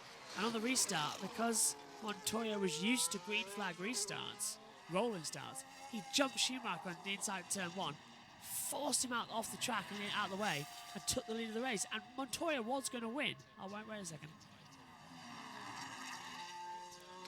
Needed some water. Montoya was going to win that race back in 2001, but he got collected by Max Verstappen's dad. Jos Verstappen misjudged his braking, hit the back of Montoya, coming down into the Casino de Lago, which is turn 4. And Montoya out immediately. No rear wing, car beached, out goes Montoya. The lead was inherited by Michael Schumacher until it started to rain. And then he came into pit lane intermediates, and then Michael spun, exit Casino de Lago. And he kept the clutch in, and David Coulthard took the lead of the race, and then he came in for intermediate tyres. Coulthard was on intermediates, yeah. Schumacher was on slicks. And Julian Palmer's trackside, so I'll continue the story. Here he comes on the brakes. This is Hamilton he's Car watching. looking smooth. Lewis having 2 stabs at getting on the throttle though, so not able to turn the car quite as he would have hoped. But at least it looked compliant over that apex curve. And you can see there the ridges on that apex where it's just bobbling with the red and white. That's making the car very, very unsettled for anyone that wants to go over there, which was the Ferrari of Charles Leclerc and Logan Sargent when he came through as well in the Williams. Everyone else looking pretty smooth. Here comes Checo in the Red Bull. Going to get on with a flying lap on the next time, I hope. And this is such an important corner on this circuit because it kind of exemplifies how to be quick in Bahrain. It's all about stopping and traction, and we don't normally, when I come trackside, I've never been here before, but I don't often see traction of cars and getting to the line, and that is such a crucial part, and it's where Fernando Alonso and Aston Martin look quite good here as well, with good compliance, good traction. Let's have a look at Pierre Gasly over my shoulder coming through. The amount of time he was off throttle there waiting for the car to turn. That is a heavy Alpine on really hard tyres as well. And Gasly there waiting for so long. I mean, the difference seeing that car come through versus most of the other ones is stark. And that really shows that, he's doing something very different in Alpine. Car looked all right, but just could not turn it. Had to wait for the throttle. And hopefully we'll see that car in a bit better spec later on. And I'm wondering if there's many more cars on track because it's very quiet down here again. Every time I come down trackside, everyone comes into the pits, but I'm hearing Lewis Hamilton's going to come through again. Is he on a fast lap or is he on a slow lap? I can hear the Mercedes whistling into shot. He's on a slow lap, guys. He's backing off. So we'll see him through for a nice cinematic shot. And he is going to start another flyer, but at this point, no, he's not. He's pulling into the pits. What is it with everyone this morning? Very quiet day, so I'm going to hand it back to you guys. Thanks, Julian. So Leclerc still top, but in the pit lane. Gasly and Perez, the only 2 cars out on the track. And I bet you Perez is about to come into the pit lane. Yeah, Perez dives straight into the pit lane. Just because then we've got nothing to talk about. Right, what was I saying? Montoya. Yeah, so catching up on that race. What's happened to Perez, who down to turn 8? Oh, exit turn 7. The car just snapping on him like crazy. And then, yeah, causing issues down to turn 8 as well. So that Red Bull, like yesterday, very slidey. It was more nailed in at the night time, wasn't it? Anyway, yeah, so let's talk. So, 2001 Grand Prix in Brazil. So Schumacher was on dry tyres, he spun. Coulthard was on intermediates, took the lead. Then he came in again to change tyres. Schumacher also came in. Schumacher got the lead. And then Coulthard went on the inside of Pedro Diniz and the Minardi, took the lead away from Schumacher, who was on the outside. And David Coulthard won the Brazilian Grand Prix. Fantastic race. One of the classics. And Murray Walker didn't commentate on that one in 2001. It was one of the 5 races he ended up having off in his farewell season. Murray missed Brazil, French Grand Prix, European Grand Prix, German Grand Prix, and the Japanese Grand Prix that year. They were the 5 he missed. Oh, and 6 actually, no. Brazil, Europe, France, Germany, Japan. Oh, maybe it was just 5 then. Had to double check that. But yeah. Yeah, Murray never actually commented at the end of the season in 2001. He left it United States Grand Prix. Wanted to go out in prime time instead of going out at 5 a.m. in the morning. Gasly's rear sliding coming through down at turn 8 into 9 and 10. Hugs the inside line. All on race runs. And the track's too hot to get proper data. So it's like we're just waiting around for nothing in this morning session. 2 hours 41 to go. On board with Gasly now, you're hearing that.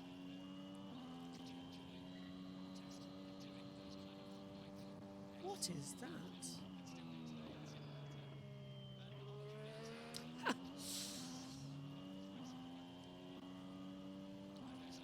We're hearing Gasly right now, that's what we're on about as well. Just wanted to see what it looked like. Down to that braking zone for turn 14, hugs the inside line of the curb. We are snapping on him as well. He's getting constant oversteer as he crosses the line. DRS open. Gasly stays 4th. 136.253. 4 seconds off the pace of Leclerc. 2 seconds off the pace of his own best time. And so that's the Red Bull. What's the wind speed? 13 kilometres blowing in the northeast, which is across the track. So it is causing a crosswind down at turn 5 and 6. So that explains what we're seeing. It's pushing him off the track.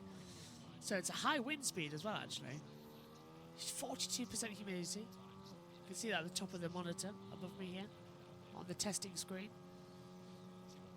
Fingers crossed they're going to keep it nice and stable. Why Hamilton and Russell on, if you're watching on the YouTube and Facebook stream, why we're seeing Hamilton and Russell for so long, I don't know. Oh, hello, there's an update coming. There you go. I was wondering whether there was an update. I hadn't popped through yet, had it? So I was just looking at the monitor going, that should have changed by now.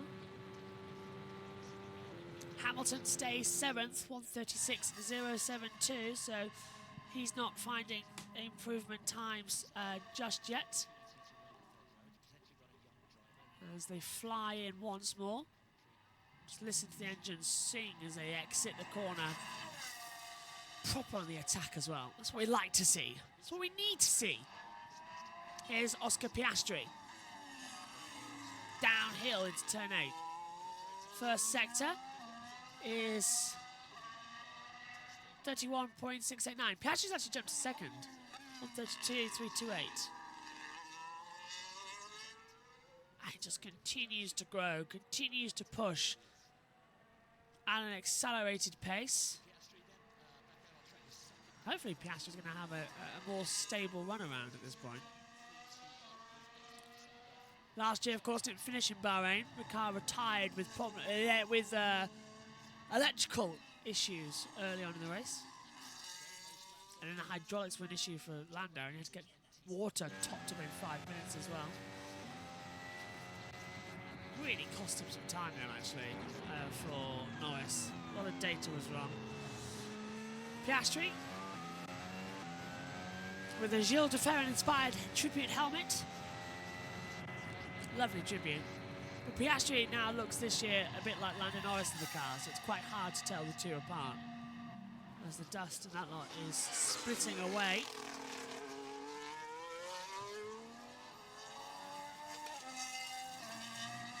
Surprised actually about how quick we were hearing that. Now what is this wizardry we are seeing on board with Sargent's car? Just getting a polish down. Matte paint finish, of course, on the Williams. And they're putting on some aero paint. So they're going to learn some new stuff. Perez going to head out there shortly as well. And Perez needs as much time in this car as possible. This is his crunch time. He's got half a season to prove to Red Bull that he is still the #1 driver and that he is still going up there. Oh, here's Lewis Hamilton into turn 10. Keeps on the path, keeps on the accelerator. Nice time coming from Lewis actually at the moment. Jess again, rear unsettled, sliding out. This is him down in turn 8. What's he done? Locked up inside front right, trying to come into it as well. So Hamilton having a few difficulties. Yeah, that rear, I had to stand up to see it, but that rear stepping out like crazy.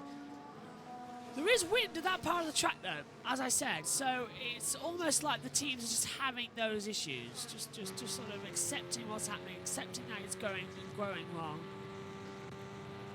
And they'll continue on the attack. Hamilton into turn 1, 300 kilometers an hour, hits the brakes, down. Second gear. Hug the inside line, gradually get back on the power and accelerator. Might sound really terrible. He took too much curb there, Hamilton. Through turn 3. That is going to cost him a lot of time. Uphill at 4. Drift it off the track. 1 second. 1.755 off the pace of Leclerc. That's how much just going wide at turn 3 cost you, because it's an uphill battle from there. So you're just going uphill and it just continues to just sort of lose time. And into 9 and 10, trail breaking in. He's got that one wrong as well and missed the apex, rear stepping out. Lewis not having the greatest of laps here. He's done 7 laps on these mediums. This is a race pace simulation run then. They should still be all right. That's the weird thing, they should be. They shouldn't be this bad. They shouldn't need this much change around for it. As he hugs that inside line. Oh, and a massive kick of the car coming through 13. Off the track at one point as well for Lewis. Into the turn 14. Yeah, gets it right. Car's still sliding around. 5 seconds off the pace. 136.770 for Hamilton. His best lap was 134.222. But miles and miles off the pace. Bono is going to be wondering what is happening, what is going wrong, what do I need to do to get this one right? But it still is good. Let's check in with the world feed quickly. You get beaten up driving these cars. You feel it all through the seat of the pants. It's, like you said before, carbon fibre seat.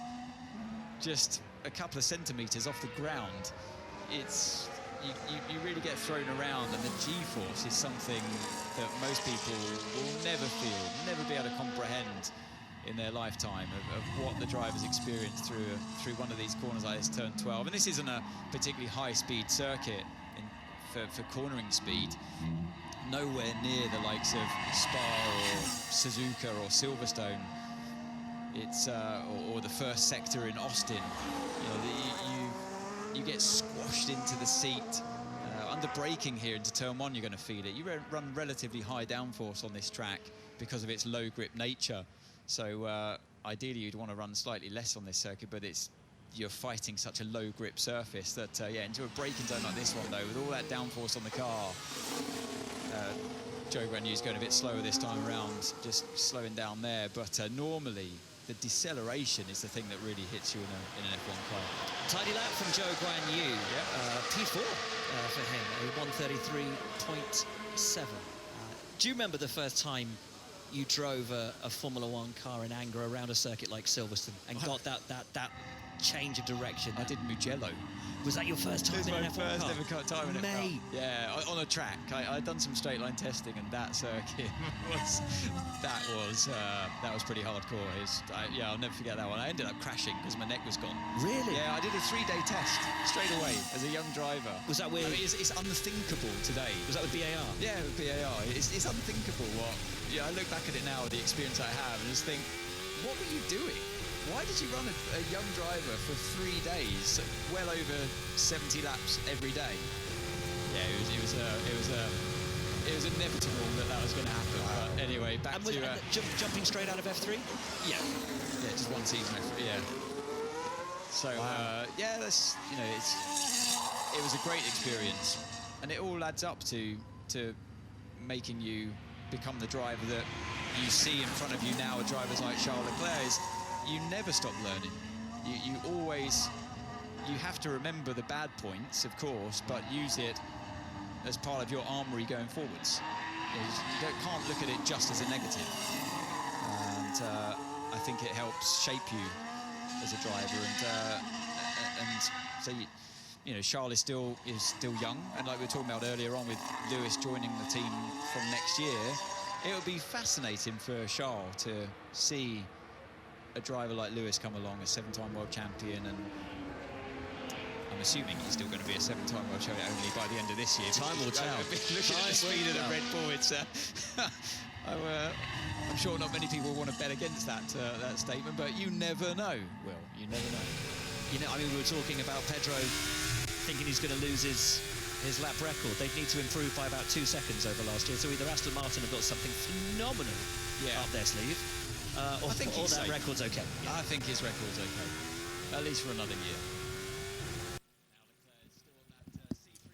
Always seems to be the way, doesn't it? As Charles Leclerc comes across the line, still stays on a 130. Well, he was a 132.444 that last lap, and his best time's a 131.750. So he's got some time to hang it around there. Just going to check actually who is around on the commentary chart, because we do need some people, and we need people to come in and have a word with us. Let's have a look. F1 testing is where we are. It's day 2, so who's around now? 8 a.m. to 9 a.m. Oh, Richie. Richie. Oh, is Richie around? He might not be awake though. Tom's not, because he was busy. Jackson's on the morning's first hour, same as Josh T. Friday's great.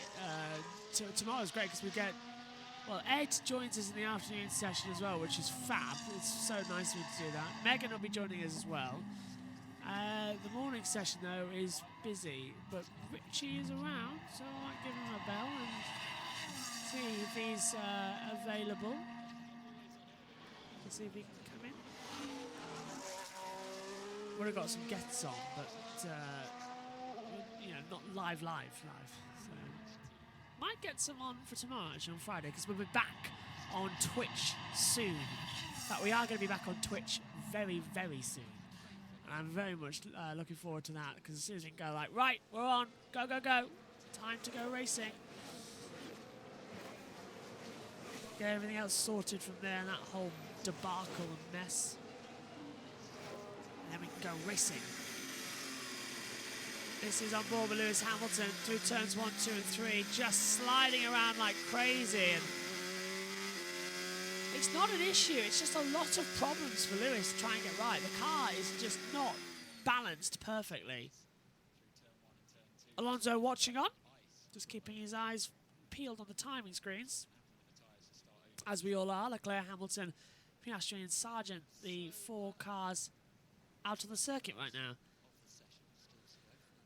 We're nearly halfway in this one, because well, the first morning session it is, as Tsunoda climbs back into the V-carb. Well, they've settled on RB apparently. They're going to be called RB, which is just Red Bull, but RB. And it grates on me so much that we don't have a definitive name for this team. But apparently they are the RB Formula 1 team. But it's just, that's Red Bull Formula 1 team. Why they couldn't just leave it, I don't know. Sergeant Radio.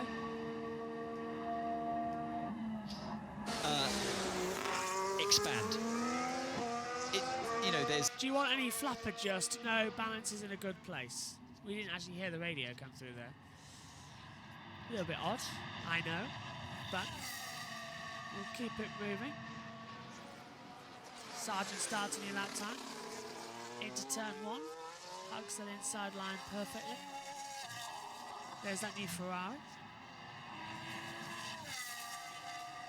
Top speed at 290 now, kilometers an hour. He's keeping that inside line as pin posed as he likes it. Oh, Ferrari in the way there of Leclerc for Sargent. First sector's only down by 8 tenths though, so this could put him up there into positions. His best lap is a 132.578. Lewis needs to get his head straight, says Troll Mutant. I think you're right as well. Bit of too many issues out there today so far for Lewis. That car stepping out, whether it's not caused by the wind, I don't know. The wind has dropped from 13 kilometres to now 8.3 kilometres per second, which isn't that, that's pretty much normal almost for the weather around this part of the world, in the middle of a desert. So optimal conditions actually, as Sargent hurries down into the turn 14. He's off track. Straight on, missed the braking spot, and Sargent's going to reel it back into the pit lane, but just got it a touch wrong and was sent off track. No gravel or grass to worry about, just a sandy exit runoff area. But that was an issue. So far in this test, it's only the Williamses that have caused issues. Albon stopping on track. Sargent having some spins yesterday in the afternoon sessions. So, yeah, it's that type of pre-season testing where Williams are the only ones properly going full out pedal metal, go, go, go, go, go. As they want to find out every bit of information they can. Right, quickly, pop it downstairs. Partnership as well there, and I remember a couple of years ago when the Haas was actually they were right up the sharp end pretty much, and funnily enough the team started to complain around that time, and now they're okay with it. Yes, it has became known as Ferrarina. Oh, really? For about half a season. Yeah, so it's all I think it was Christian Horner himself who said the best way to upset people is to start winning, to be successful. So yeah, time will tell. We're just watching that replay of Logan Sargent just grabbing the inside front, locking up just slightly there on the way into the final corner. And it's moments like that with Logan that I feel like he has to iron these problems out for this year. This is a big year for him. I just get the feeling this is a big year where he's had the learning year, and now it's time to start delivering this season. So yeah, there's a lot of pressure on his shoulders. I believe he's got the speed to do it, but I think he just needs to work on, I'm trying to put this politely as I can, the rougher edges around the performances. I think that's fair. He's put on 5 kilos. I heard that over the winter. Yeah. Through a different training regimen. I'm not entirely convinced Williams will be overly happy with the increase in drive away. But he looks so different this year. Well, driver weight's not. They've got It's more driver allowance. plus, yeah, a little they've bit got more, more little allowance bit, yeah. anyway. So that's they're not really concerned by that because it was getting to the And he stage was where- under the limit anyway. Yeah, by a he was way considerable under way, the limit. yeah. And he had that trouble in Qatar. Maybe he felt like that came through a lack of body weight reserves, Yeah. etc. So yeah, I think, like I said, it's a learning process. It was his first season, and I think he learned the hard way at that race, and many other drivers as well. I think were lucky to get through it. I think he could have been joined by many others that retired but didn't. But unfortunately, from the outside looking in, he was the only one that retired from the race. Qatar was obviously a bizarre set of circumstances that no one had foreseen happening. And I remember back, sort of 10 odd years ago, racing in Singapore, and even like sort of Fernando Alonso were getting out of the car and needing to sit down afterwards because it had been so physical. But those were the days of relentless push laps, every lap of the Grand Prix in those stifling temperatures. What has made the difference? And I don't. Given that Formula One is no longer about push every lap, do the drivers train to a different level today than they did maybe 10, 15 years ago? I don't think they do. I just think the cars are. There's a lot more around you now, in terms of sensors. There are a lot of hotter parts around the seat that filter through, because like we were talking about the sensors on the cars, a lot more sensors now around you, and they all. It doesn't help to build the heat, and the cockpit shrouding around you as well. You've got the halo, you've got, see, around where the driver's hands are on the steering wheel, the little sculpted parts on the driver's headrest. They're much more closed in today than they used to be, so airflow to the driver is much more reduced than it was back in the day. So as Alonso pops it up to P4 there, they all seem to be struggling in that third sector, don't they? Yeah, they do. So it's like the tyres are overheated by the time they get there, which we did see last year actually in the heat of day on the C3 tyre as well. Yeah, the SAT C3 was causing a few issues as well. He's popped in to get a drink because the water is great, but doesn't properly lubricate the voice for me. So I've got a lemonade as well, bit of sugar as well. It's actually sugar-free lemonade, so that's fine. And it's not flat lemonade like I have in America. We've got fizzy lemonade. I do enjoy flat lemonade though, the proper lemonade. This is fizzy lemonade. Watching on.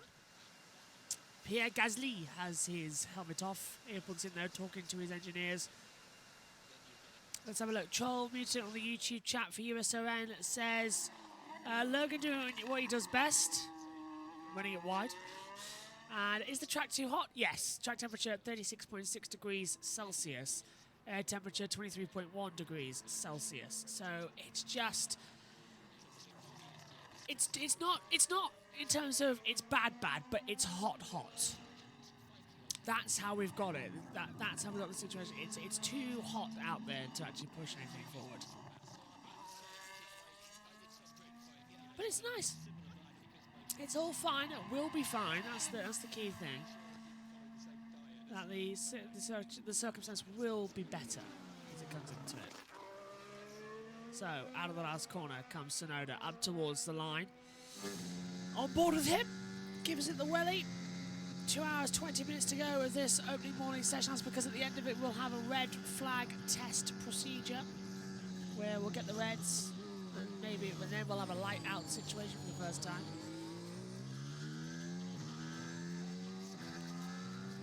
Tsunoda properly giving it some up towards turn 4. 29.2 is Leclerc's fastest time. Tsunoda's out there. What's happened to Alonso? There we go. He was on the track, but he vanished. It went grey. Did you see it? It went grey on the timing screen. It's like, well, what happened to Alonso there? What did we miss from the proceeding that we didn't know about? So he just turns in once again. Gradually, gently pushes back on the throttle and just keeps it running. Turns in, back on power, and it's a good run now. It's a really strong situation we're seeing from Yuki Tsunoda. First sector time, 31.578. Second sector time coming up now in towards turn 12 and 13. It's a 42.926. He's 5 seconds off the pace of Leclerc. But this will be a personal best for him because his best time, 139.370. Last lap time is 210.118. So this is just a long run for Yuki, putting it a little bit on further out of the track. Yuki Tsunoda comes across the line, 37, 38, 30, yes, improves on his own time, 138.706 as well, but a total of 6 seconds off the pace of that of Charles Leclerc, so not exactly thumbs up territory there. He will get better and faster throughout this test when the track temperature begins to cool down, when the sun sets later on. It's just coming up to 12 o'clock. It's 11:52 over in Bahrain. Session starts at 10. You can see when the green light went on the pit lane exit light. So there are some benefits to all of this as we take a look. There's Visa Cash App RB. VCAB on the pit wall. Oh, and that is Charles Leclerc getting out of the car. So Leclerc, who's fast at the moment, is out of the track, and he's done 25, well, maybe a bit more, because my timing screen's crashed on my iPad. So I'll just take another look at that without saying anything. It's too daft, but I don't know how many laps he's done in total. It doesn't say on the timing screen, which isn't great on my end. The one that you see at home as well. Usually we have another monitor, but that's blown. So I've got like a basic monitor up in the box at the moment, but the other one is not working until I've got to fix it for next week. He's done 29 laps, Charles Leclerc, in this session, which is decent. Yeah, 29 laps on those run-arounds. Piastri's done 23, Sargent has done 30, Alonso 19, Zhou 35, Gasly 25, Hamilton 27, Hulkenberg 21, Tsunoda 24, Perez, the lowest of anyone, he's only done 16 laps in total. And Alonso only 19, so there could have been a few issues there that's brewing up that we haven't yet seen. Joe, on a lap time, send it downstairs. Yeah, you can't. Well, in real life and in glorious Technicolor, Laura Winter has made her way track side. I believe this is her first ever track side hit. Laura, where are you? What are you seeing? Oh, thank you so much. Well, yeah, it is. Look, at the risk of sounding like a competition winner, I feel like one right now, to be honest. I'm between turn 13 and 14 on one of the long straights here at the Bahrain International Circuit, and it is indeed my first time ever trackside, really beginning to understand and feel what this machinery is like out there on track coming towards me. As we see the Aston Martin of Fernando Alonso come down, we're standing just at the 150 mark here into the braking zone, into the turn 14 corner, and what you're hearing standing here is of course the drivers preparing for that corner, and then the downshifts as they go in, the bam bam bam into the corner, and then hitting that throttle out of it as they come to the apex as well. It's quite a thrill for me to be out here and to see this as Yuki Tsunoda in that exciting VCARB 01 comes down now as well. Bam, bam, bam, you hear there that downshift that I was talking about, and then onto the throttle through out of turn 14, back around this circuit. Yeah, I'm loving it down here. Weather's pretty much perfect as well. Sun's out, perfect temperature. A little bit windier today, though, than we were seeing yesterday, and I think that it will be tomorrow as well. So that could catch a few drivers out. But right now, it's pretty still. Of course it is, because I'm on camera talking about it. Pierre Gasly in the Alpine, zooming past. Yeah, it's brilliant down here. Wind picking up though, and it's a bit of a crosswind through this corner. As you mentioned there, of course, that some drivers struggling maybe through sector 3 could be one of the issues, but I'll leave you guys in commentary to chat about that, and I'll very much enjoy my view down here. Thank you. Thanks, Laura. Enjoy the morning. Fantastic. Thank you, Laura Winter. I got told that was coming in my earphones as well, so I thought, okay, let's just throw it downstairs and make sure that we get Laura trackside as Sergio Perez, 10th fastest at the moment in the session, on 140.323. Coming up and into the commentary box now has come Alpine's reserve driver Jack Doohan. A very hard awakening when I came back to the UK for the start of February for the season launch. Yeah, it wasn't as warm as I had expected. a bit wet, a bit dreary, isn't it? It was a bit like that. I was definitely the tannest bloke in there, so at least I was a bit proud of that. But I had a few more layers on than I had a week before. Nice. So what are you up to here, Jack? When can we? I know you're not going to be in the car this week, but yeah, what can we expect going forward? And what's your role going to be next week as well with the team? Yeah, you know, continuing what I've been doing, especially in the second half of last season as well, this year, mirroring the drivers. You know, I'm really trying to be attractive. You know, it's an important time right now to be attractive as well for the near future. But trying to position myself into a Formula One seat as well. But, you know, in general, you know, spending a lot of time in the older generations of cars as well, being like the 21 car. I was out last week with the race drivers in Barcelona, and then we're transitioning to the 2022 car for the rest of the season. Sensational. How was yesterday for the team? Because we Yeah. found it a bit difficult to read for you guys. No, it was strong. You know, 120 laps with both drivers. You know, 60 laps each. So you know, it was a strong, very reliable day. And you know, giving us time to work on actually what's important and not losing time over system checks and what is actually really time-consuming. As you know, does seem like there's a lot of time, but it's actually, you know, not in the big scheme of things. Nice to hear from Jack doing there briefly. Up in the comms box, Logan Sargent is out of his racing overalls and is into civilian clothing, which doesn't fill me with confidence, considering there's 2 hours to go this session and he's not in anything else. So unless Albon's taking over for a morning and they're doubling up, that's interesting.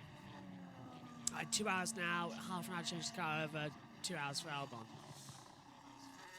Okay, we'll have to see as well. Hello, we just got information, breaking news for you from Adam Cooper, the F1 journalist. It's loading up on my phone, might take a second. After just a year as the FIA's sporting director, Steve Nielsen has returned to the F1 organisation, albeit this time not in a full-time role. So he's come back. What's he done then? What's he come back in? He was a former policeman, of course. Been in the paddock since the 1980s. Very respected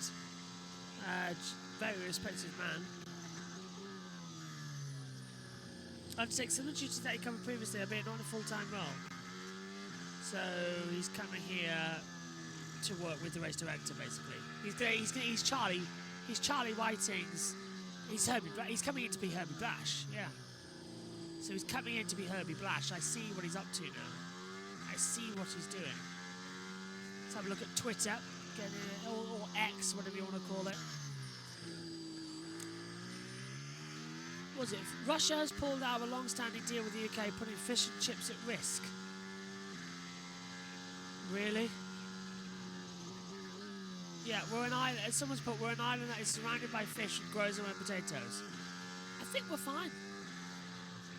I think we're fine.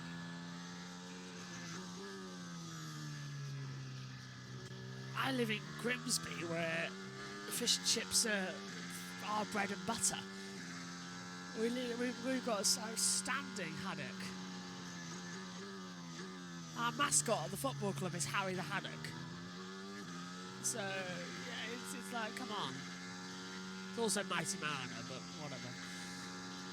7.535 seconds off the pace for Tsunoda. He remains in 10th position on a 1:38.706. His last lap time was a 1:39.285, so still losing out a bit of time as we take a look at him into the braking zone at turn number 10. Just hugging that inside line as close as he can get it. Fingers crossed though, he's going to have a good season. Slightly worried though, he spent 8 laps with his tyres and nothing's been done. Gasly's out there on hard tyres. Could be C1, could be C2, haven't seen a picture of him. Fastest times today though have been set on C3 tyres. Bar Gasly, who set his on hards. Yeah, just double check that. Gasly's had 7 up on hards, then mediums throughout. Pierre Sargent had softs, then we're on the mediums in the full tyre segment that we can see. So that's an interesting fact to look at. We're 2 hours in to this pre-season test day 2 morning session here on USON and JB Motorsports. As we look at Gasly now, just cooling down after a run. Tsunoda, Alonso, Perez, Hamilton, Gasly out on the track right now as they trail onto the track. And who was fastest at the 9 AM slot? Well, it's halfway in the test, effectively, coming up. So this is the running order. Leclerc, 131.750. Piastri, Sargent, Perez, Alonso, Zhou, Gasly, Hamilton, Hülkenberg and Tsunoda as the top 10 as things currently stand. One more with Lewis Hamilton now as he is building up to a bigger push lap. Let's check in again with Jack Doohan on the World Feed team with Will Buxton and Anthony Davidson. And throw in the young drivers as well, the established drivers. Basically, whoever comes out of it gets to drive the car. Yeah. I would be very for that. Survival of the fittest. I would be for that. Yeah, you'd be for that. I'd be very, And very every for that. race weekend is heaven. After Yeah, that. exactly. Yeah. It can only get better from this point. In terms of things getting better, Jack, what's the expectations the team have placed on this year? I know it's only day 2 of testing. It's impossible to know what the running order is.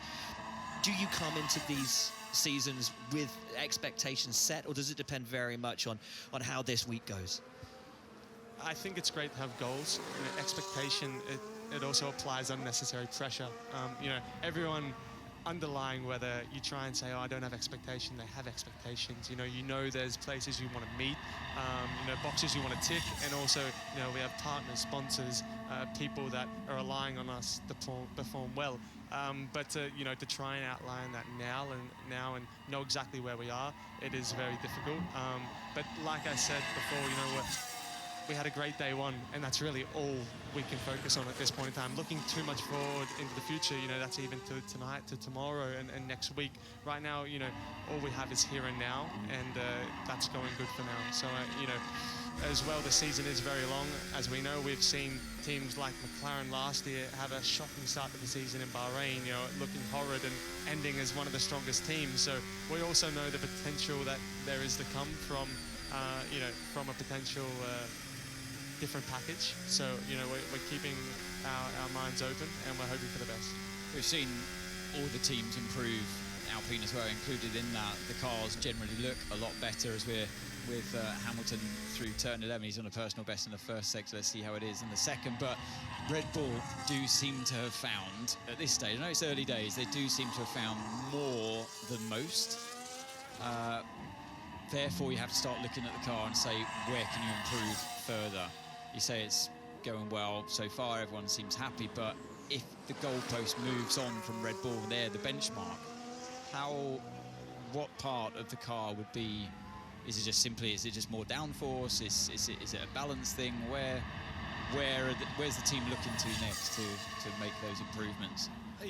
That's difficult to say, to outline that. But I think, like you said, testing, it's also very difficult to really be like, okay, they're quick. Obviously, we know Red Bull's quick. We saw it yesterday. They look happy as well. The casual smirks in the garage. They see everything's ticking along. Not nicely. even hiding it anymore. And they're not even. There's no need to. But okay, when discussed the.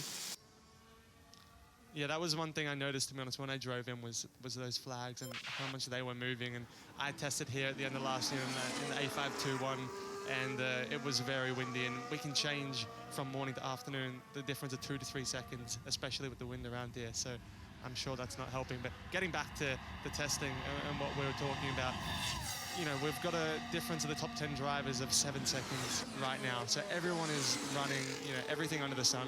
I'm sure at the end of the test, everyone will have put in, a quick time lap, and we'll know a little bit sooner. But, that's why we are running also one car here. One car is also still back at the factory, just in case we have that time that they're needing to make those overnight changes. They're needing to make that quick little thing that someone's seen, that someone's done different. One thing that I've spotted on the Red Bull is, you guys probably would have as well, is how bulky their shoulders seem. You see the halo right into the, you know, the engine bay cover is almost sticking all the way back to the rear wing, and that's something completely different than they were running last year. And you know, that's creating obviously a different airflow to the rear wing. And now they're talking about changing also their side pods as well, and going to more of a sleek cover. So they're not only like, okay, we have a strong package, they're like, how can we go further? They're completely changing their design system as well. Love it. Absolutely love hearing all the information of what we need to see for Formula One this season as well. It just looks absolutely brilliant, as we've got a behind-the-scenes photo from the commentary box over there from Alpine. Let's see if I can hold that up to the camera a little bit so you can see. Look at the monitors they've got there as well in front of them. And that's all a nice run around in the F1 TV comms box. I'm just glad that they finally replaced the monitor, because it was always bugging me that they literally just had a tiny little monitor to watch testing on it. It's not the best screen to watch. You need a big monitor in order to actually do the commentary on. So 1, 2, 3, 4, 5, 6, 7. 1, 2, 3, 4, 5, 6, 7. I've got the same amount of monitors as F1 TV's commentary box. I like that. I like that fact. Anyway, down off the track now we see. Running a little bit more wild. As across the line comes Nico Hulkenberg to start another lap time. And Hulk was, where is he? 1:37.5, his best lap. Didn't outlap on the one before, so this is a perfect run now. He's going to get. Who's he got towing ahead of him? Lewis Hamilton. Okay, that's pretty decent actually to have Hamilton towing in that Mercedes. It's a fast car. 1.7 off the pace. But he's not pushing that hard, no. So this is not going to be the run we were expecting for Nico Hulkenberg.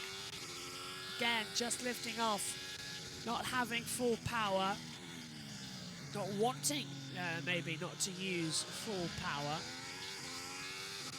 Revs up the car, bang, bang, bang, bang.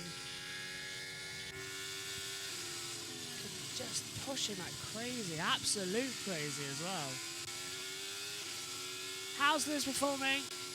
Now fewer mistakes. He's comfortable in the car.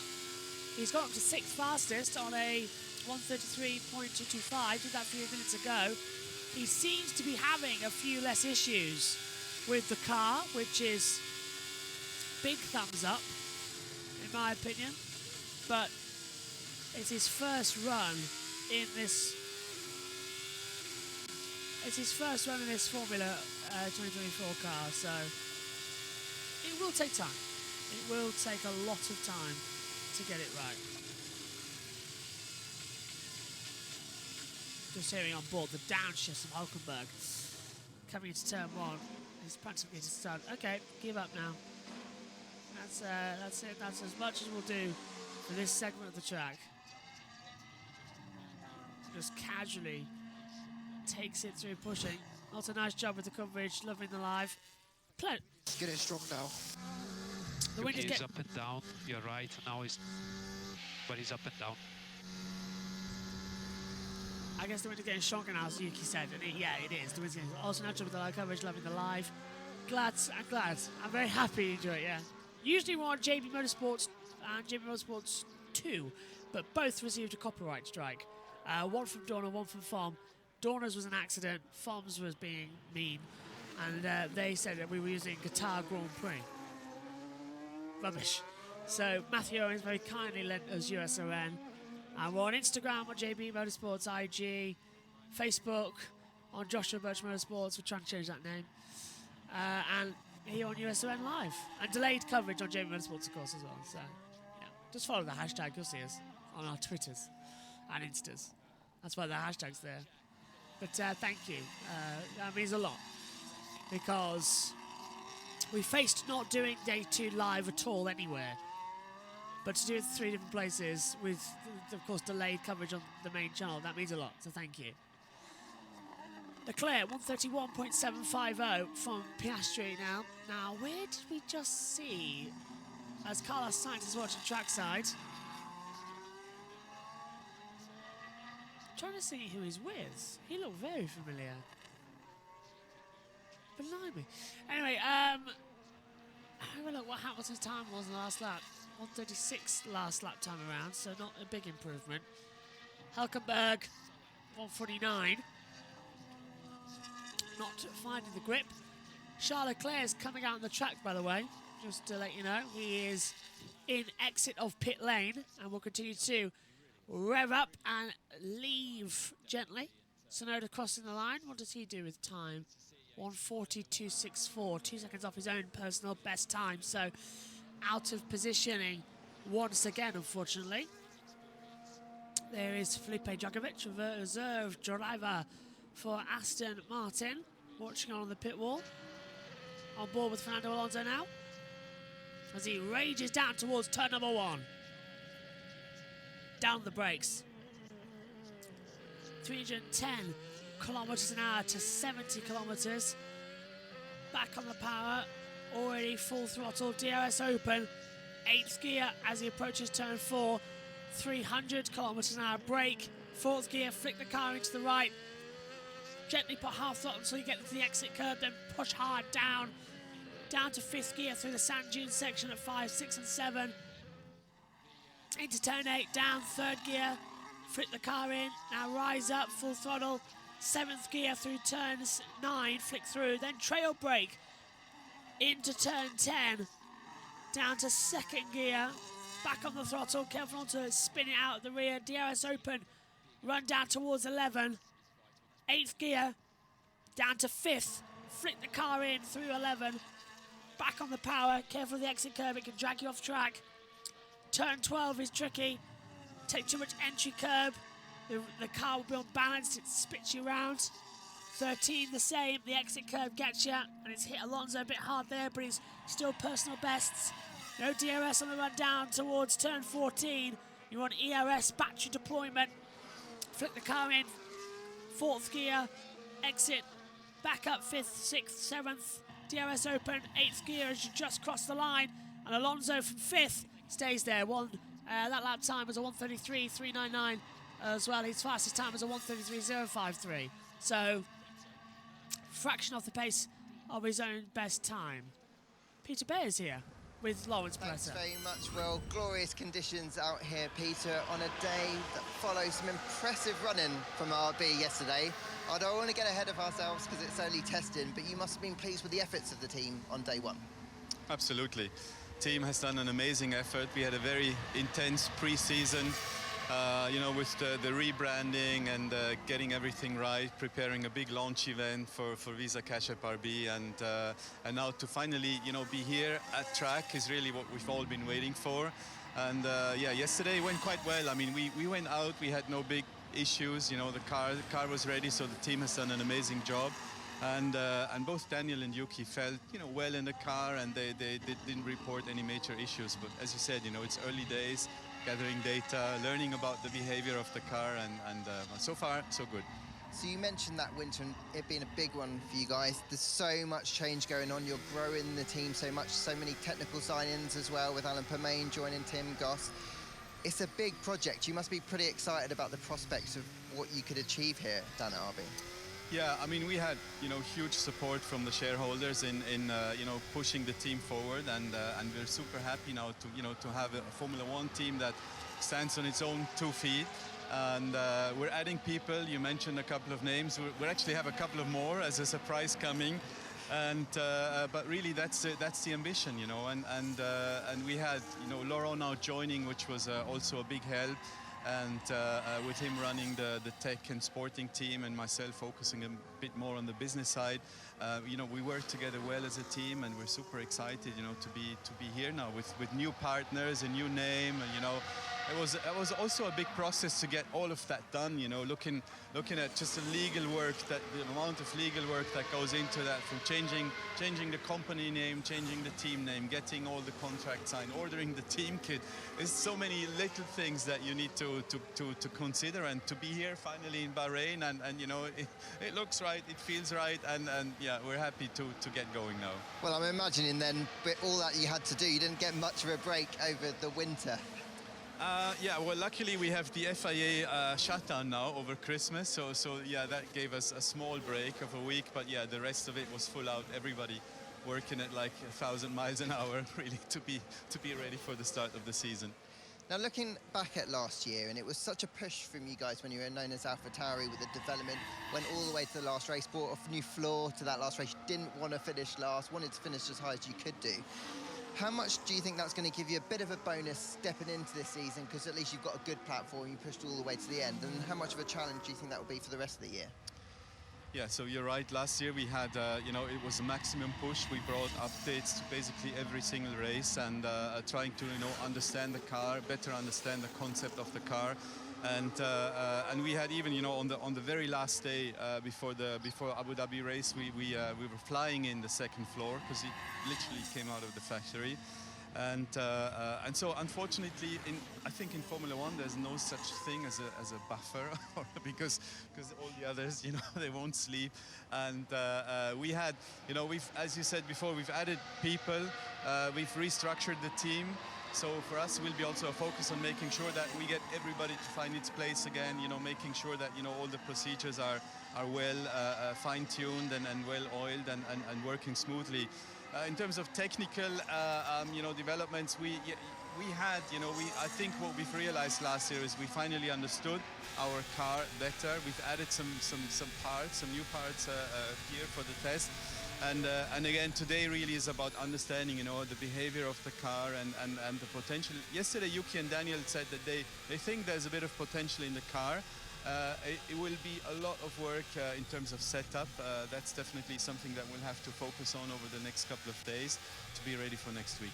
Great to hear that there's potential, and it must really be beneficial. You've got two very experienced drivers, Yuki heading into his 4th year, Danny with all of that experience, race wins under his belt, because I guess when you're trying to catch the front of the midfield pack, and we were talking just before this interview about how close the pack is at the minute, it's going to be all those little details that I guess will make the difference. Absolutely.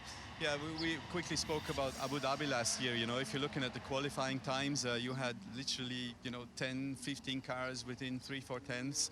And so yes, it will be absolutely down to the detail. Nobody can make a mistake, and certainly, you know, the drivers need to perform and deliver. So to quote our friend Franz, you know, they'll have to put the right foot down and make sure that they go for it. And but clearly, it is helpful for us to have experienced drivers, because they're giving us a lot of feedback and, you know, how to set the car up. And whilst I mentioned that the other day, you know, with a young driver, the flow of communication is rather from the team to the driver, whilst with an experienced driver, it's from the driver to the team. So you can actually find a lot of information there, and we had a very good debrief last night, and so we'll keep pushing. Great stuff, Peter. Well, it's been a pleasure talking to you. Good luck for the rest of this test, and of course for the season ahead. Thank you. Thanks so much. Back to Rachel and Jolien in the commentary box. Well, nice to have Rachel and Jolien in there now. So that was very expertly done with the interview to change over. I wish I had a changeover, but let's quickly have them. For no one to go out again. This is it's been the story of my morning. A couple of times trackside. I really enjoy seeing the cars up close. You can see the attitude of them, little corrections that you can't see unless you're probably on board, and you get to see usually so many come through in such a short space of time. But it's been quite a quiet morning overall, methodical for everyone, and no one seems to be having particular issues right now. No, it's been a lot of running so far this morning. 38 laps on the board, the most. Lewis Hamilton, Zhou Guanyu out there as well. What have you made of, I mean, we're on board at the moment with Yuki Tsunoda. What have you made of this car? We know they had improvements at the end of last year. They've made loads of changes on the technical side of the team. Yeah, a raft of changes. Yeah, last year was the drivers changing. Now it's the management and the technical team, as you said. And it's the whole movement of the team away from being, we spoke about it at the top of the show, the Red Bull B team. They still are, you know, there's still certainly synergies. They're actually closing up the cooperation between them as well, a contentious topic. But they are also trying to become a force in their own right, and I think from what we've seen so far in this test, they're doing that, and it's raising eyebrows. Oh, look up, Milan! They've taken some Red Bull components for this year, and the car just looks like it's in such a better place than it was. This time last year, they were running at the back, and yeah, this year the McLaren's looking great, but he just locked up. So a big chunk of the drain on the entry curve 11 is lifted off, and the Leclerc just ran over on track. Oh, hello. What is going? Oh, hello. So this is again Adam Cooper trackside no, this is Chris Medland. I apologise. It's Chris Medland who just said big chunk of the drain on the entry curb at turn 11 has lifted off, and Leclerc just ran over it onto the track, obliterated it, but leaves a dangerous gap. So now we've got a drain cover loose and a gap on the track. Now this could trigger a red flag if it's needed. So we will double check exactly what's going to happen. Very, very sort of bizarre. Red flag. Yeah, I thought so because of the drain cover. So it's because it's come loose. So Chris Medland's got it spot on. And our first red flag of 2024 has been thrown because of a drain cover loose at turn number 11. It's a very fast part of the track, and it needs to be fixed ASAP. So red flag, session stopped. If you're new here, this is our new signal. This is how we go red going forward. So we'll have the red flag logo as well. It'll all get told that we go red. The track map will go red. So it's pretty much immediately told what's happened. So I hope it hasn't done any... Yeah, Carlos Sainz spotted the debris on the track, then Leclerc hit it as well. So Chris Medland's talking with Sainz, who's trackside. He spotted the debris. Leclerc then hit it, and I hope he hasn't damaged that Ferrari too much, because a drain cover, we know the sort of damage they can do to Ferraris as well. It's at the exit turn 11. I can see the debris around there actually. So that's the reason for the red flag. Drain cover loose at turn 11. So they'll need to fix that ASAP and regroup. And now we can go through the times quickly as well, with Leclerc on a 138.777, Piastri, Sargent, Perez, Alonso, Hamilton, Zhou, Gasly, Hülkenberg, Tsunoda has the top 10. So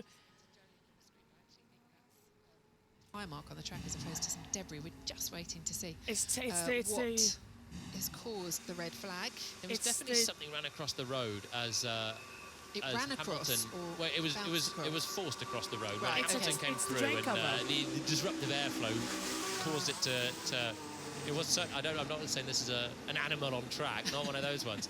But I don't know if it came off the Mercedes or if there was something on the track already that then the Mercedes airflow just buffered across the circuit. Everyone's back in the pits. We've not seen damage on any car. It's because you're in commentary, Jolyon. I told you. This is what happens.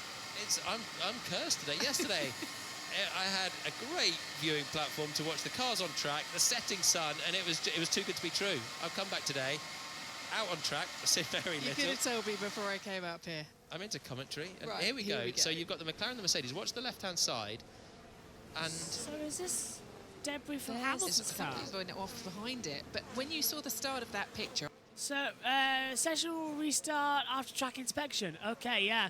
So it is because of the debris. That's really bizarre. So there's debris and there's the drain cover loose turn 11. Yeah. Yeah, here we go. Strain cover, turn 11. This is a bit the of the track breaking up, is it? Strain cover, turn 11. So that's the entry to turn 11, where I was standing earlier on. Drain cover. So it's all your fault. It's a drain cover. So this curb is on the entry. It's a quick left-hander, and Chris a lot Medland, of drivers are going right over. Cover. All wheels to the edge of that red and white. It's serrated on the end. Drain cover, and then I've seen right some drivers there. even threat to go 4 wheels off the circuit. They're opening up this corner so much, which is amazing considering it's quite a fast corner and you want to have a good aero platform. But it's certainly something seems to have come loose. I remember you standing there actually as Charles Leclerc came through that left-hander at turn 11. He was having a very close look at something that I didn't expect. Thanks to Chris Medland, we've got more information than they do. So the drain covers come loose, Sainz spotted it, and then Leclerc hit it. First things first, the Ferrari Of course, mechanics. is it damaged underneath? Yeah, Right, they know it remember now, what good. happened to Carlos in Yeah. Vegas. The car was destroyed. The Ferrari doesn't look to be anywhere near as damaged as that. I mean, that one had to stop immediately, didn't it, when Carlos went over the drain cover? That's good. They're just hitting Drain it cover, now. just the edge of the curbing that's come loose, though, where the man is kicking it down. I don't think that's going to do the job. I was going to say, I think Formula One cars have got a bit more force than what you can pull up manually. It's drain cover. Just glue it and kick it in as hard as you can. Should do the job. Good grief. Well, he's looking up there, so what's he picked up there? That's drain cover. Oh, it is drain. He's put his hand down there, so that does look like it could be part of a drain cover. A drain cover on the in the gully of the curb. It's right on the outer edge of the curbing. It's difficult to see exactly. So there's So they're serrated painted. edge. They could be painted over as well, aren't they? Joe's drain covers where he's kicking is white, so that would suggest they painted over a drain cover there potentially, have they? Possibly, yeah. That's what there's, it looked like. there's a slight drop off on the end of that curb, but the drivers are Rachel, able to check take your text. all I've of sent that you a text. and giving it a big hoof. I did send a text to Rachel, but what we're seeing right now is 3 men hitting the side of the track. But it's really bizarre. And here's a new drain cover, I think, coming on. But that's got to be welded down, otherwise it's going to be causing problems. This is a bizarre situation that we've got ourselves into now, where thanks to this drain cover coming loose, it's our first red flag of the year, but with an hour 40 to go, technically only an hour 30, because the last 10 minutes of the session is a red flag protocol. Well, we're doing that now, aren't we? To test it with a full restart procedure. So the track inspection's going on. You can see the race control message just popped up on the screen. You get the same message as I do from race control. Session will be resumed after track inspection. That's what's come up. And they're inspecting the track now, looking at it, and we can't understand what's gone wrong with that drain cover because it's just come loose. And we've had this once before in Shanghai. A drain cover came loose and Montoya hit it as well. That was on the curb. That was painted on the curb cover too. It was a similar thing. That's the last time I can remember a drain cover on the curb that came loose. We've had drain covers come loose for ages. But yeah, it's the first one I remember that. Anyway, so red flag. Session stopped. And let's have a listen to what they're saying on the world feed as the safety car, the Mercedes safety car, has gone out. She's just told me in my ear she's changing the schedules for us so that I don't have to. I'm joking. I mean, look, we're going to have a look at this now and see what happens with this bit of track. Sam is standing by for us at the moment. He wants to take a closer look at the RB car. So while we see what happens here and find out how long this red flag's going to be, let's throw it down to Sam. Sam.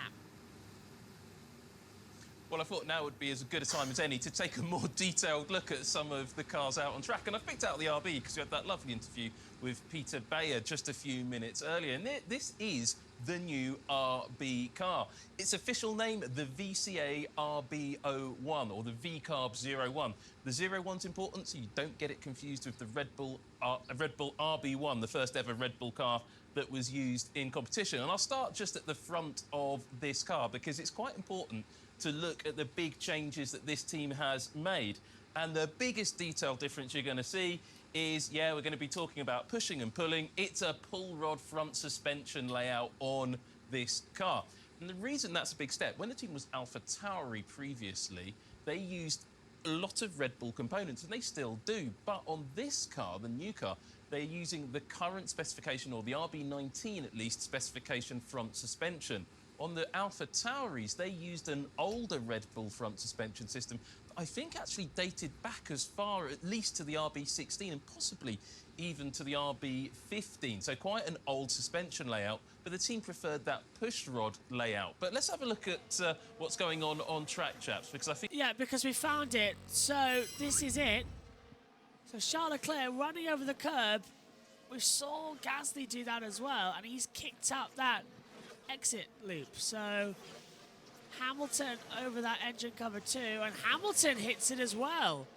So Leclerc runs over it, dislodges it, and it's Hamilton who has actually run over it and dislodged it. And then again, a second time, Leclerc runs over it.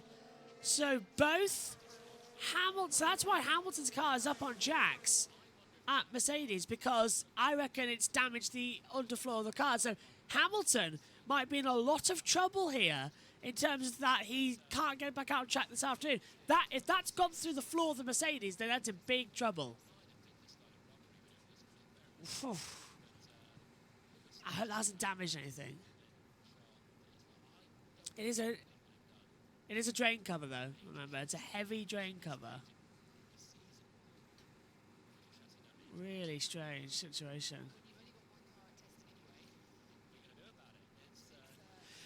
So I'm being told that if Hamilton has chassis damage, it is likely that Mercedes don't have another here, which means Mercedes testing could be disrupted massively or over if that chassis is damaged. They put it up on Jackson immediately to take a look at it. Ferrari have put the shields up on Charles Leclerc's car. They are now looking at Ferrari too with all of this. FIA were in there. They've now just got out. But something's up, isn't it? You can sense a bit of danger going on here. As Niels Rittig, the race director, is taking the safety car for a little drive. Wait, Rachel? Action. Laura Winter is with Mike Crack for us. Laura. Thanks, Rachel. Yes, down here in the pit lane, and I have dragged Mike from the pit lane wall to come over and speak to us. Obviously, it's a red flag, and we've got a fair bit of air to fill, and Mike very gladly came over to have a chat with us. Thank you so much. How are you, firstly? How's your morning been? Quite good. So far, obviously, we have now the interruption, which gives us also time to go to the bathroom quickly, actually. Yeah, it was a normal morning, exactly as yesterday. We have a program that we want to run through it and yeah, try to understand the car, try to understand a couple of new bits, and that's what we're doing. And yeah, we hope that we can get out soon again. What can you tell us about the driver's feedback, both Fernando and Lance in the car yesterday and Fernando this morning as well, in terms of how it's feeling? Yeah, so just to update you here, Troll, can they put him in Russell's car? Sadly not. And the reason they can't put him in Russell's car is because Mercedes only have one car at testing. Each team only has one car here at the test. I know what you're thinking, the secondary car would surely be here ready for next week's race. No, they'll get flown out separately. So they only have one car here for testing. They could fly Russell's out, but it won't get here in time. So, because tomorrow's the end of the test. So, they're in trouble. If they are looking, but they're in a bit of trouble. Laura. I don't know if they went for that, So yeah, it was quite impressive. Again, they have quite an impressive car, but also it's the same for others, So I think we need to be careful not to put too much into such single runs. Conditions over a day change a lot. Nobody knows really what the other one is doing, and it's also not the first target to understand what others are doing. It's really every team has really a very high job list or a very long job list where everybody wants to work it through, and then the analysis of what others have been doing, that comes normally later in the week and going into next week. That's a long way of saying it's only day 2 of testing. We don't need to look too deep into it just yet. Finally, your run plans, should we get back on track, which I hope we will very soon, for the rest of the afternoon and indeed into tomorrow as well. What's the aim? We'll go into a couple of race runs, and because we have similar tires as last year, so it gives us the opportunity, to have a good comparison, with when you have the same tires. It's just a car that is changing. We have the same drivers, and it is about race runs and yeah, getting to be more familiar with what we have. There is still a couple of test items on it. There will be also some rakes again this afternoon and tomorrow, but this is normal business for everybody, and yeah, fingers crossed that we have not too many red flags, and especially that we are not causing any. Great stuff. Thank you so much. Hope to see us back on track very soon. Cheers, Mike. Thank you, Laura. Thank you, Mike Crack. So they are now checking every single part of the track of the drain cover. Now, you know how long this takes. This usually takes a very, very long time, and they've got to check they're all okay and they're all secure. And there's a lot of trains.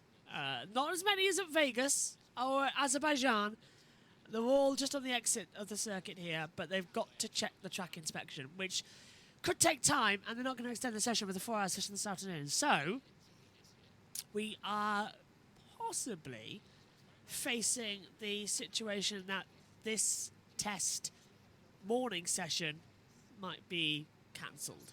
So they might call off this morning test because they've got to fill that drain cover.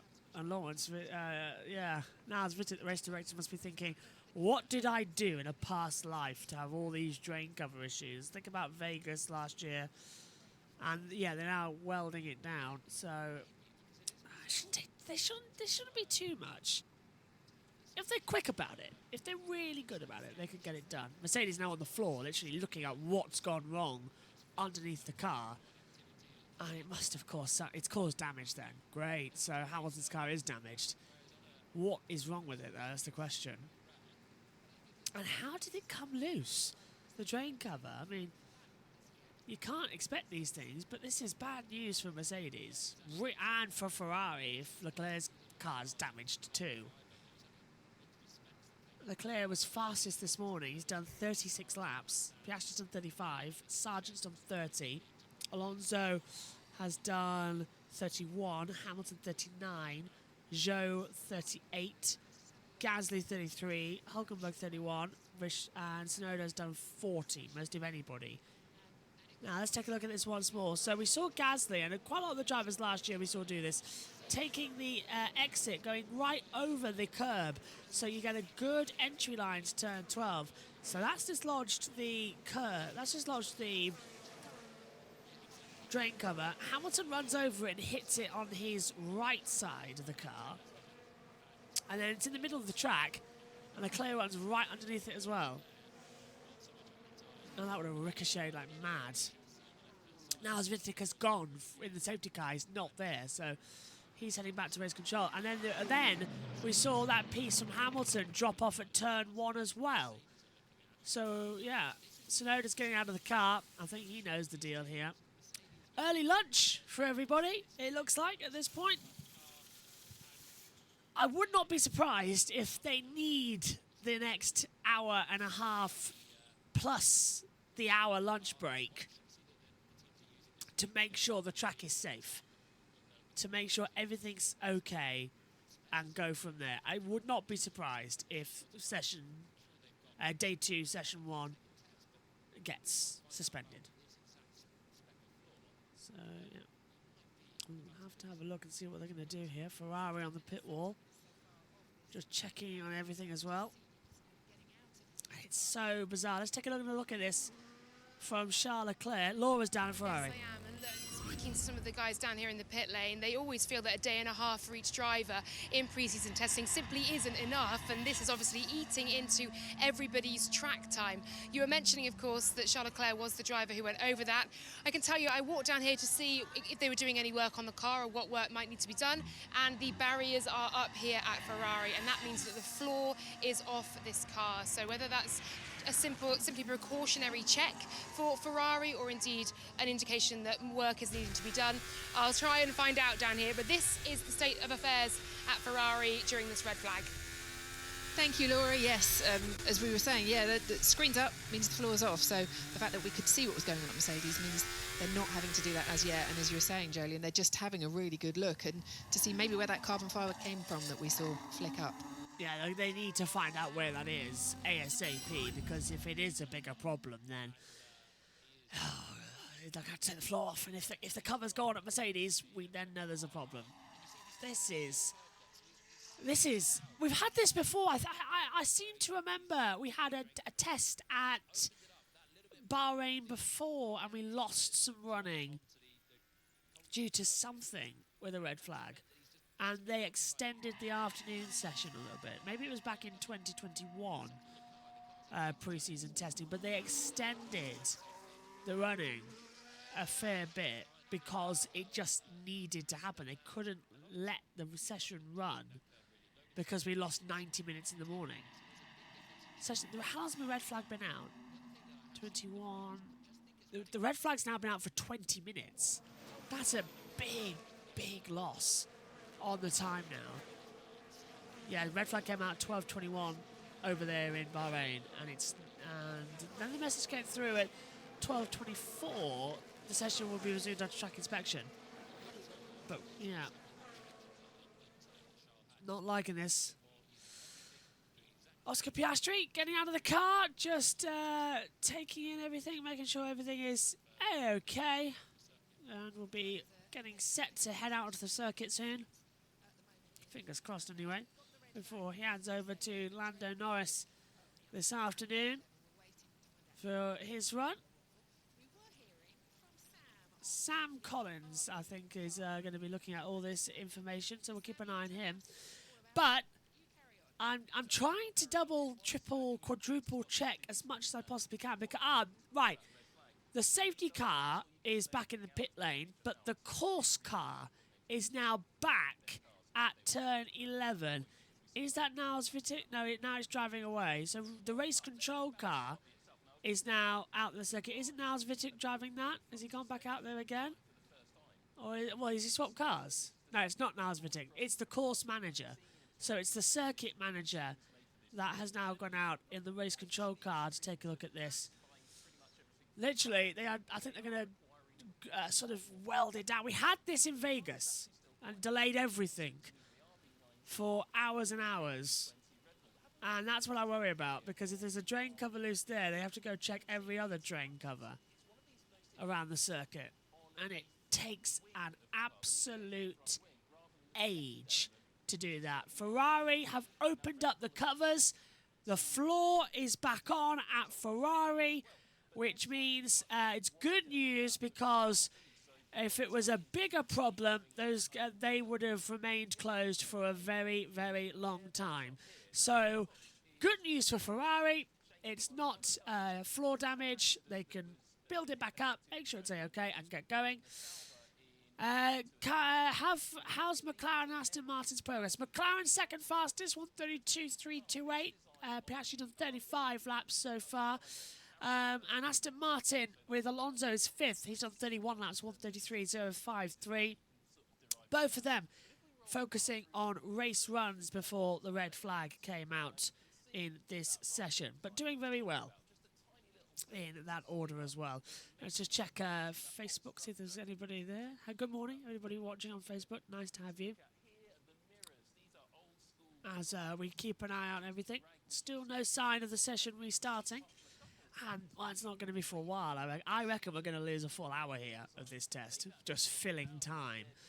Because it is, I'm watching the group on the screen now. There's about 1, 2, 3, 4, 6, 7, about 9 or 10 workers around that drain cover, just making sure that it gets sealed down. It's got to be welded back down, remember, and then it's got to set.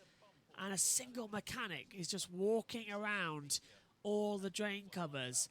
It's not really a thorough inspection, in my opinion. I'm a bit concerned, because if one can come loose, they can all come loose. But this marshal is just walking along the drain covers, not even looking at them. He's just looking straight ahead.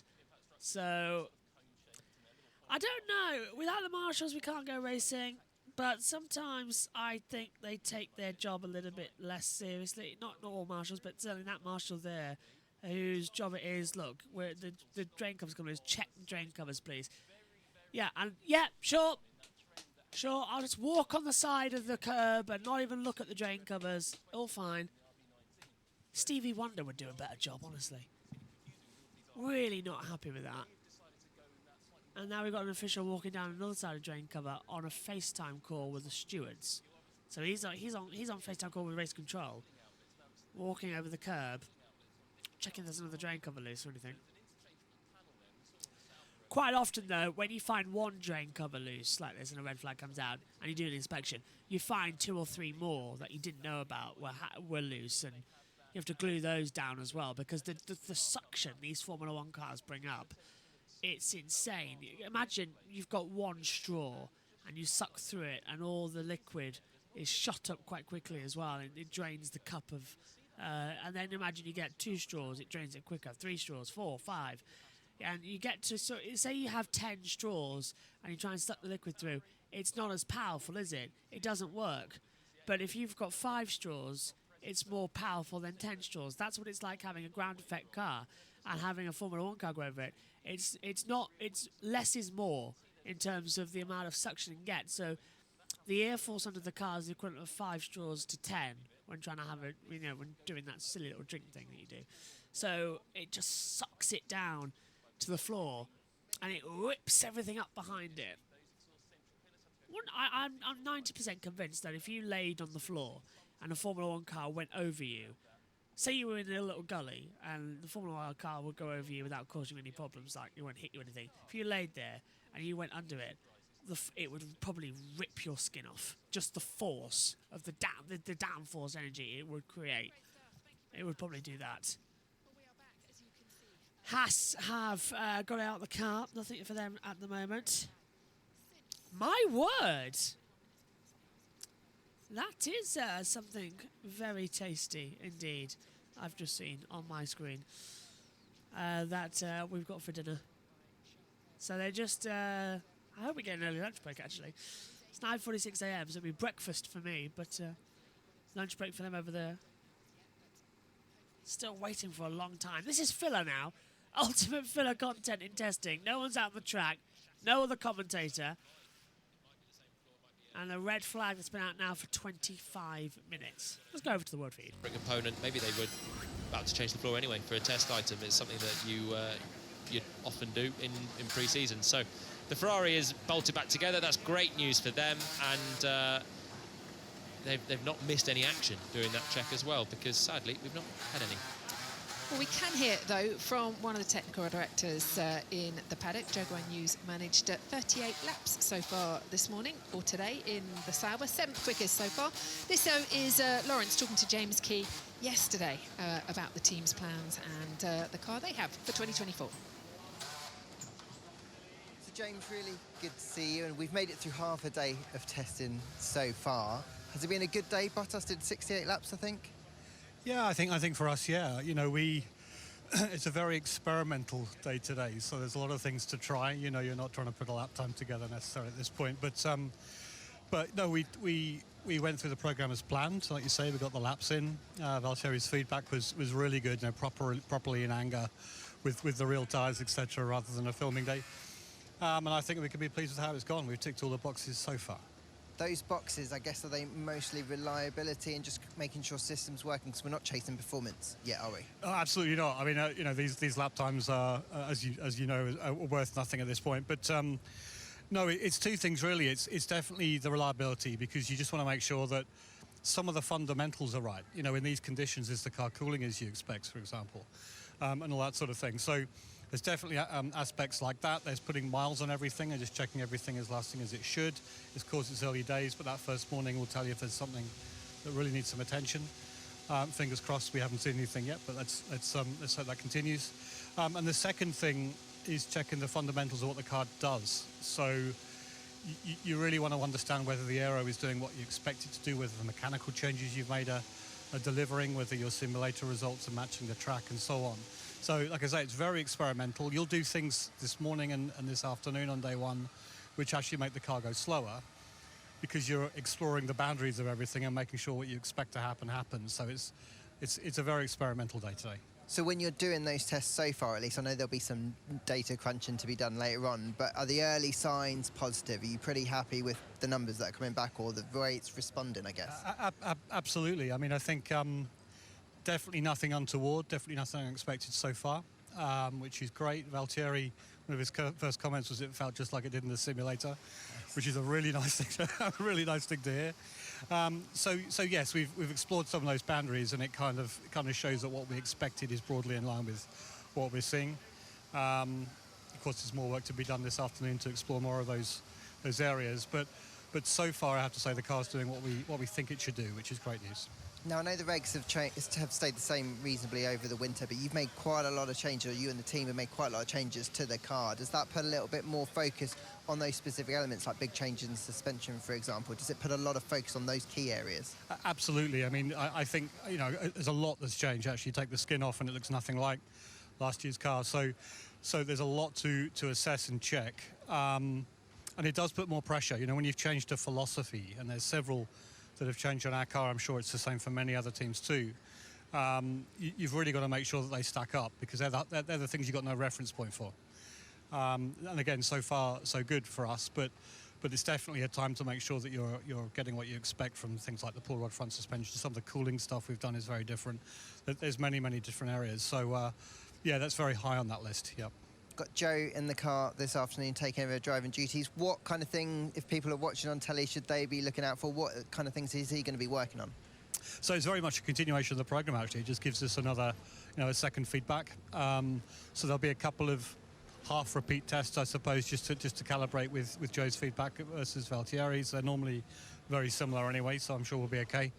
And then it's a continuation of the program, so still exploring those boundaries, looking at various fundamental setup changes that we want to test for various reasons. Again, it's a bit of a mission of discovering things.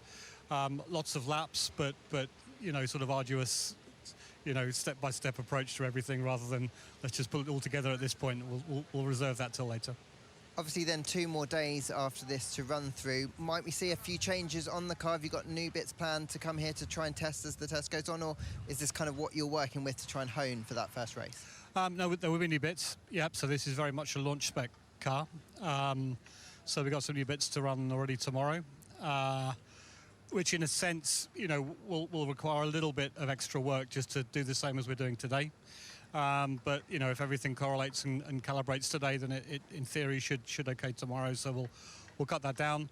And really, I think day 2 and day 3 is when you begin to hone in on what you need from the car, and then day 3 in particular, what you need from this track, being the first race. So it will get a little bit more punchy, and a little bit more kind of towards performance development entirely over the next couple of days. Just finally, can you say what those bits are, or do we have to wait and see for tomorrow?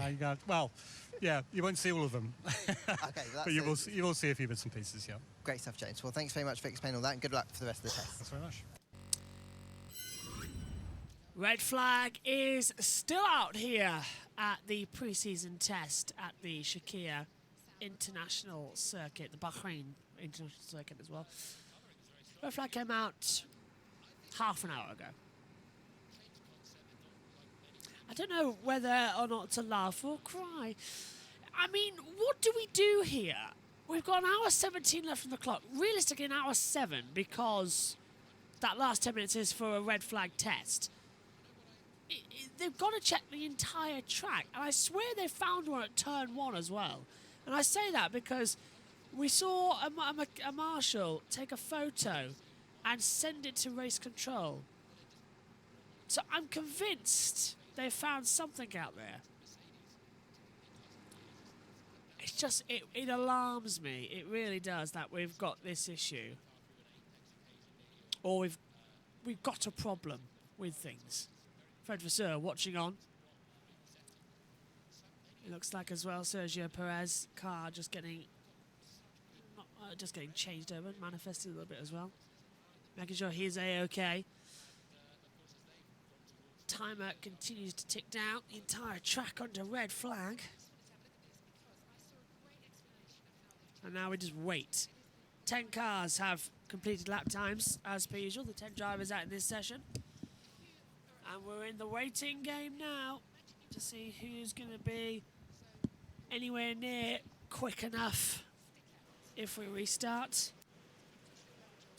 I'm glad to see that Ferrari's okay.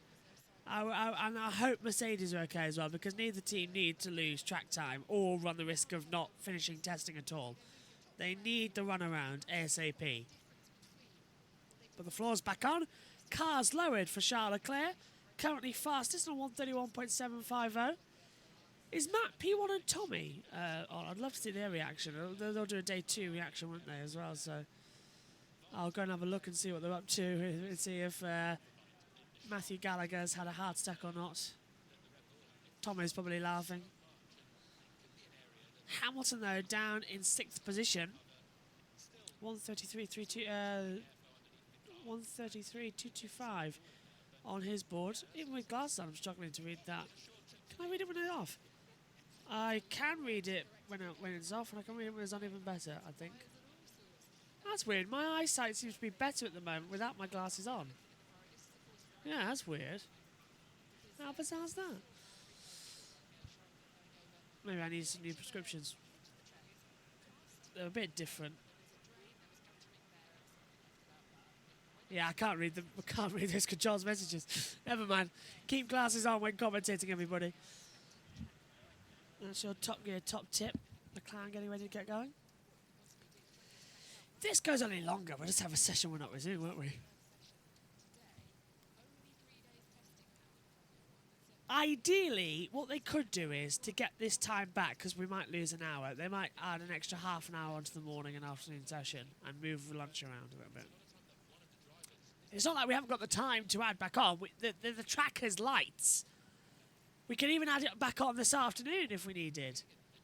Haas, I think last year, didn't they, lost some running on day one and were allowed to do another hour after the final day of running. So they stayed out doing some runs. And everyone was like, oh, he's fastest overall in testing. Doesn't count on that. It was cooler track temperatures and a faster car. There is a lot of work going on in that one drain cover to get that fixed. Remarkable, it's only been 40 minutes, really. I was thinking it's going to be longer. In terms of, it's going to be a session cancellation at this rate. First red flag delay of the year, and I'm solo in the commentary box. Who thought that was a good idea? If you're watching this on the YouTube premiere on JBMotorsports, I hope you've skipped a little bit. Now of this red flag, and he hasn't left that seat. And he's only done, what did he do, 77 laps yesterday morning. 31 today. 31 today, so a neat 108. And every year you would typically have a new seat. Go for a seat fit process, sit in a cockpit, mould yourself to an area that you feel is comfortable. Someone of Fernando's experience would be able to do that in a microsecond. I'm sure he's got exactly where he wants to be in his head. And then you let off, the mechanics around you would let off a load of foam. That moulds into position and then it's made into carbon fibre. But nonetheless, it seems like it is figure hugging, basically. But still, you sometimes have little aches and pains and teething issues with the seat when you're in day one of testing and you're doing plenty of mileage. But they'll be happy with this. Still snug as a bug in a rug in there. But he does this, doesn't he? And I always wonder with Fernando, is it a little bit of mind games? When he's sitting in there, as Lawrence Barretto joins us, Lawrence, good to see you. When he's sitting there, you're the other drivers and you've all got out and you're like, Fernando's still in the car. Should I be in the car? Is there and we've had it confirmed. The morning session will not be resumed. We have lost 1 hour and 50 minutes of practice time. That is unbelievable. It's just coming up to 10 a.m. here in the UK, and that is going to be 1 p.m. there. The session will not be resumed. Afternoon session will run from 2 till 7. So that is a change. So that's 2, 3, 4, 5, 6, 7. So it is a 6-hour afternoon session. My goodness me. So this afternoon is going to be 6 hours long, which means we finish 2 hours later than not. Hang on, we finish at 4. We used to finish at. Hang on a minute. So 2. So that's 2 till 7. That's 2 hours longer. So we finish at 6. Oh, that can't be right. 5? Hang on, what? I can't work this out. 2 till. So we're on here at 12. It's a 6 hours. 6 p.m. But that means there's only an hour difference. That can't be right. Is that timing right? 2 till 3, 3 till 4, 4 till 5, 5 till 6. So 6 till 7. So it's a 5-hour session. Is it right? Yeah? Am I really tired and really dumb for trying to think about this? Let me go back in time a little bit. So we're gonna restart in 2 hours. No, an hour. What? I think okay, we're running in an hour. So I think we're going back in an hour. So I think what they've done is they've cancelled this and we're going to start again in an hour, and lunch break's been moved forward an hour. And then we're going to run a 5-hour session and finish an hour later. Yeah, so running from... So yeah, afternoon session will now run from 2 till 7 rather than the original plan of 3 till 7. So we've gone to a lunch break now, and the session's going to start in an hour. So in an hour's time, we'll be back for the next run around, and it will end on time. Yeah, so we're going to end at 4 still, UK time, and we go forward. It's a 5-hour session that goes up next. I'm confused. Here's the order then. Charles Leclerc, 131.750. Oscar Piastri, second. Sargent's third. Perez fourth. Alonso fifth. Hamilton is sixth. And then it's Zhou 7th. Gasly 8th. Hülkenberg 9th. And Tsunoda has 10th position.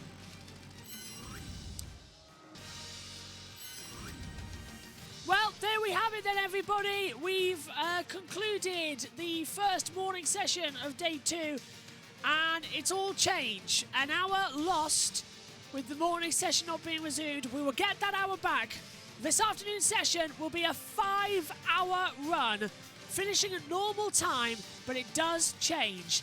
2 till 7 local time in Qatar. We'll be back in 58 minutes to kick off the remaining of day 2. Early lunch then for everybody. We'll see you soon. Bye-bye.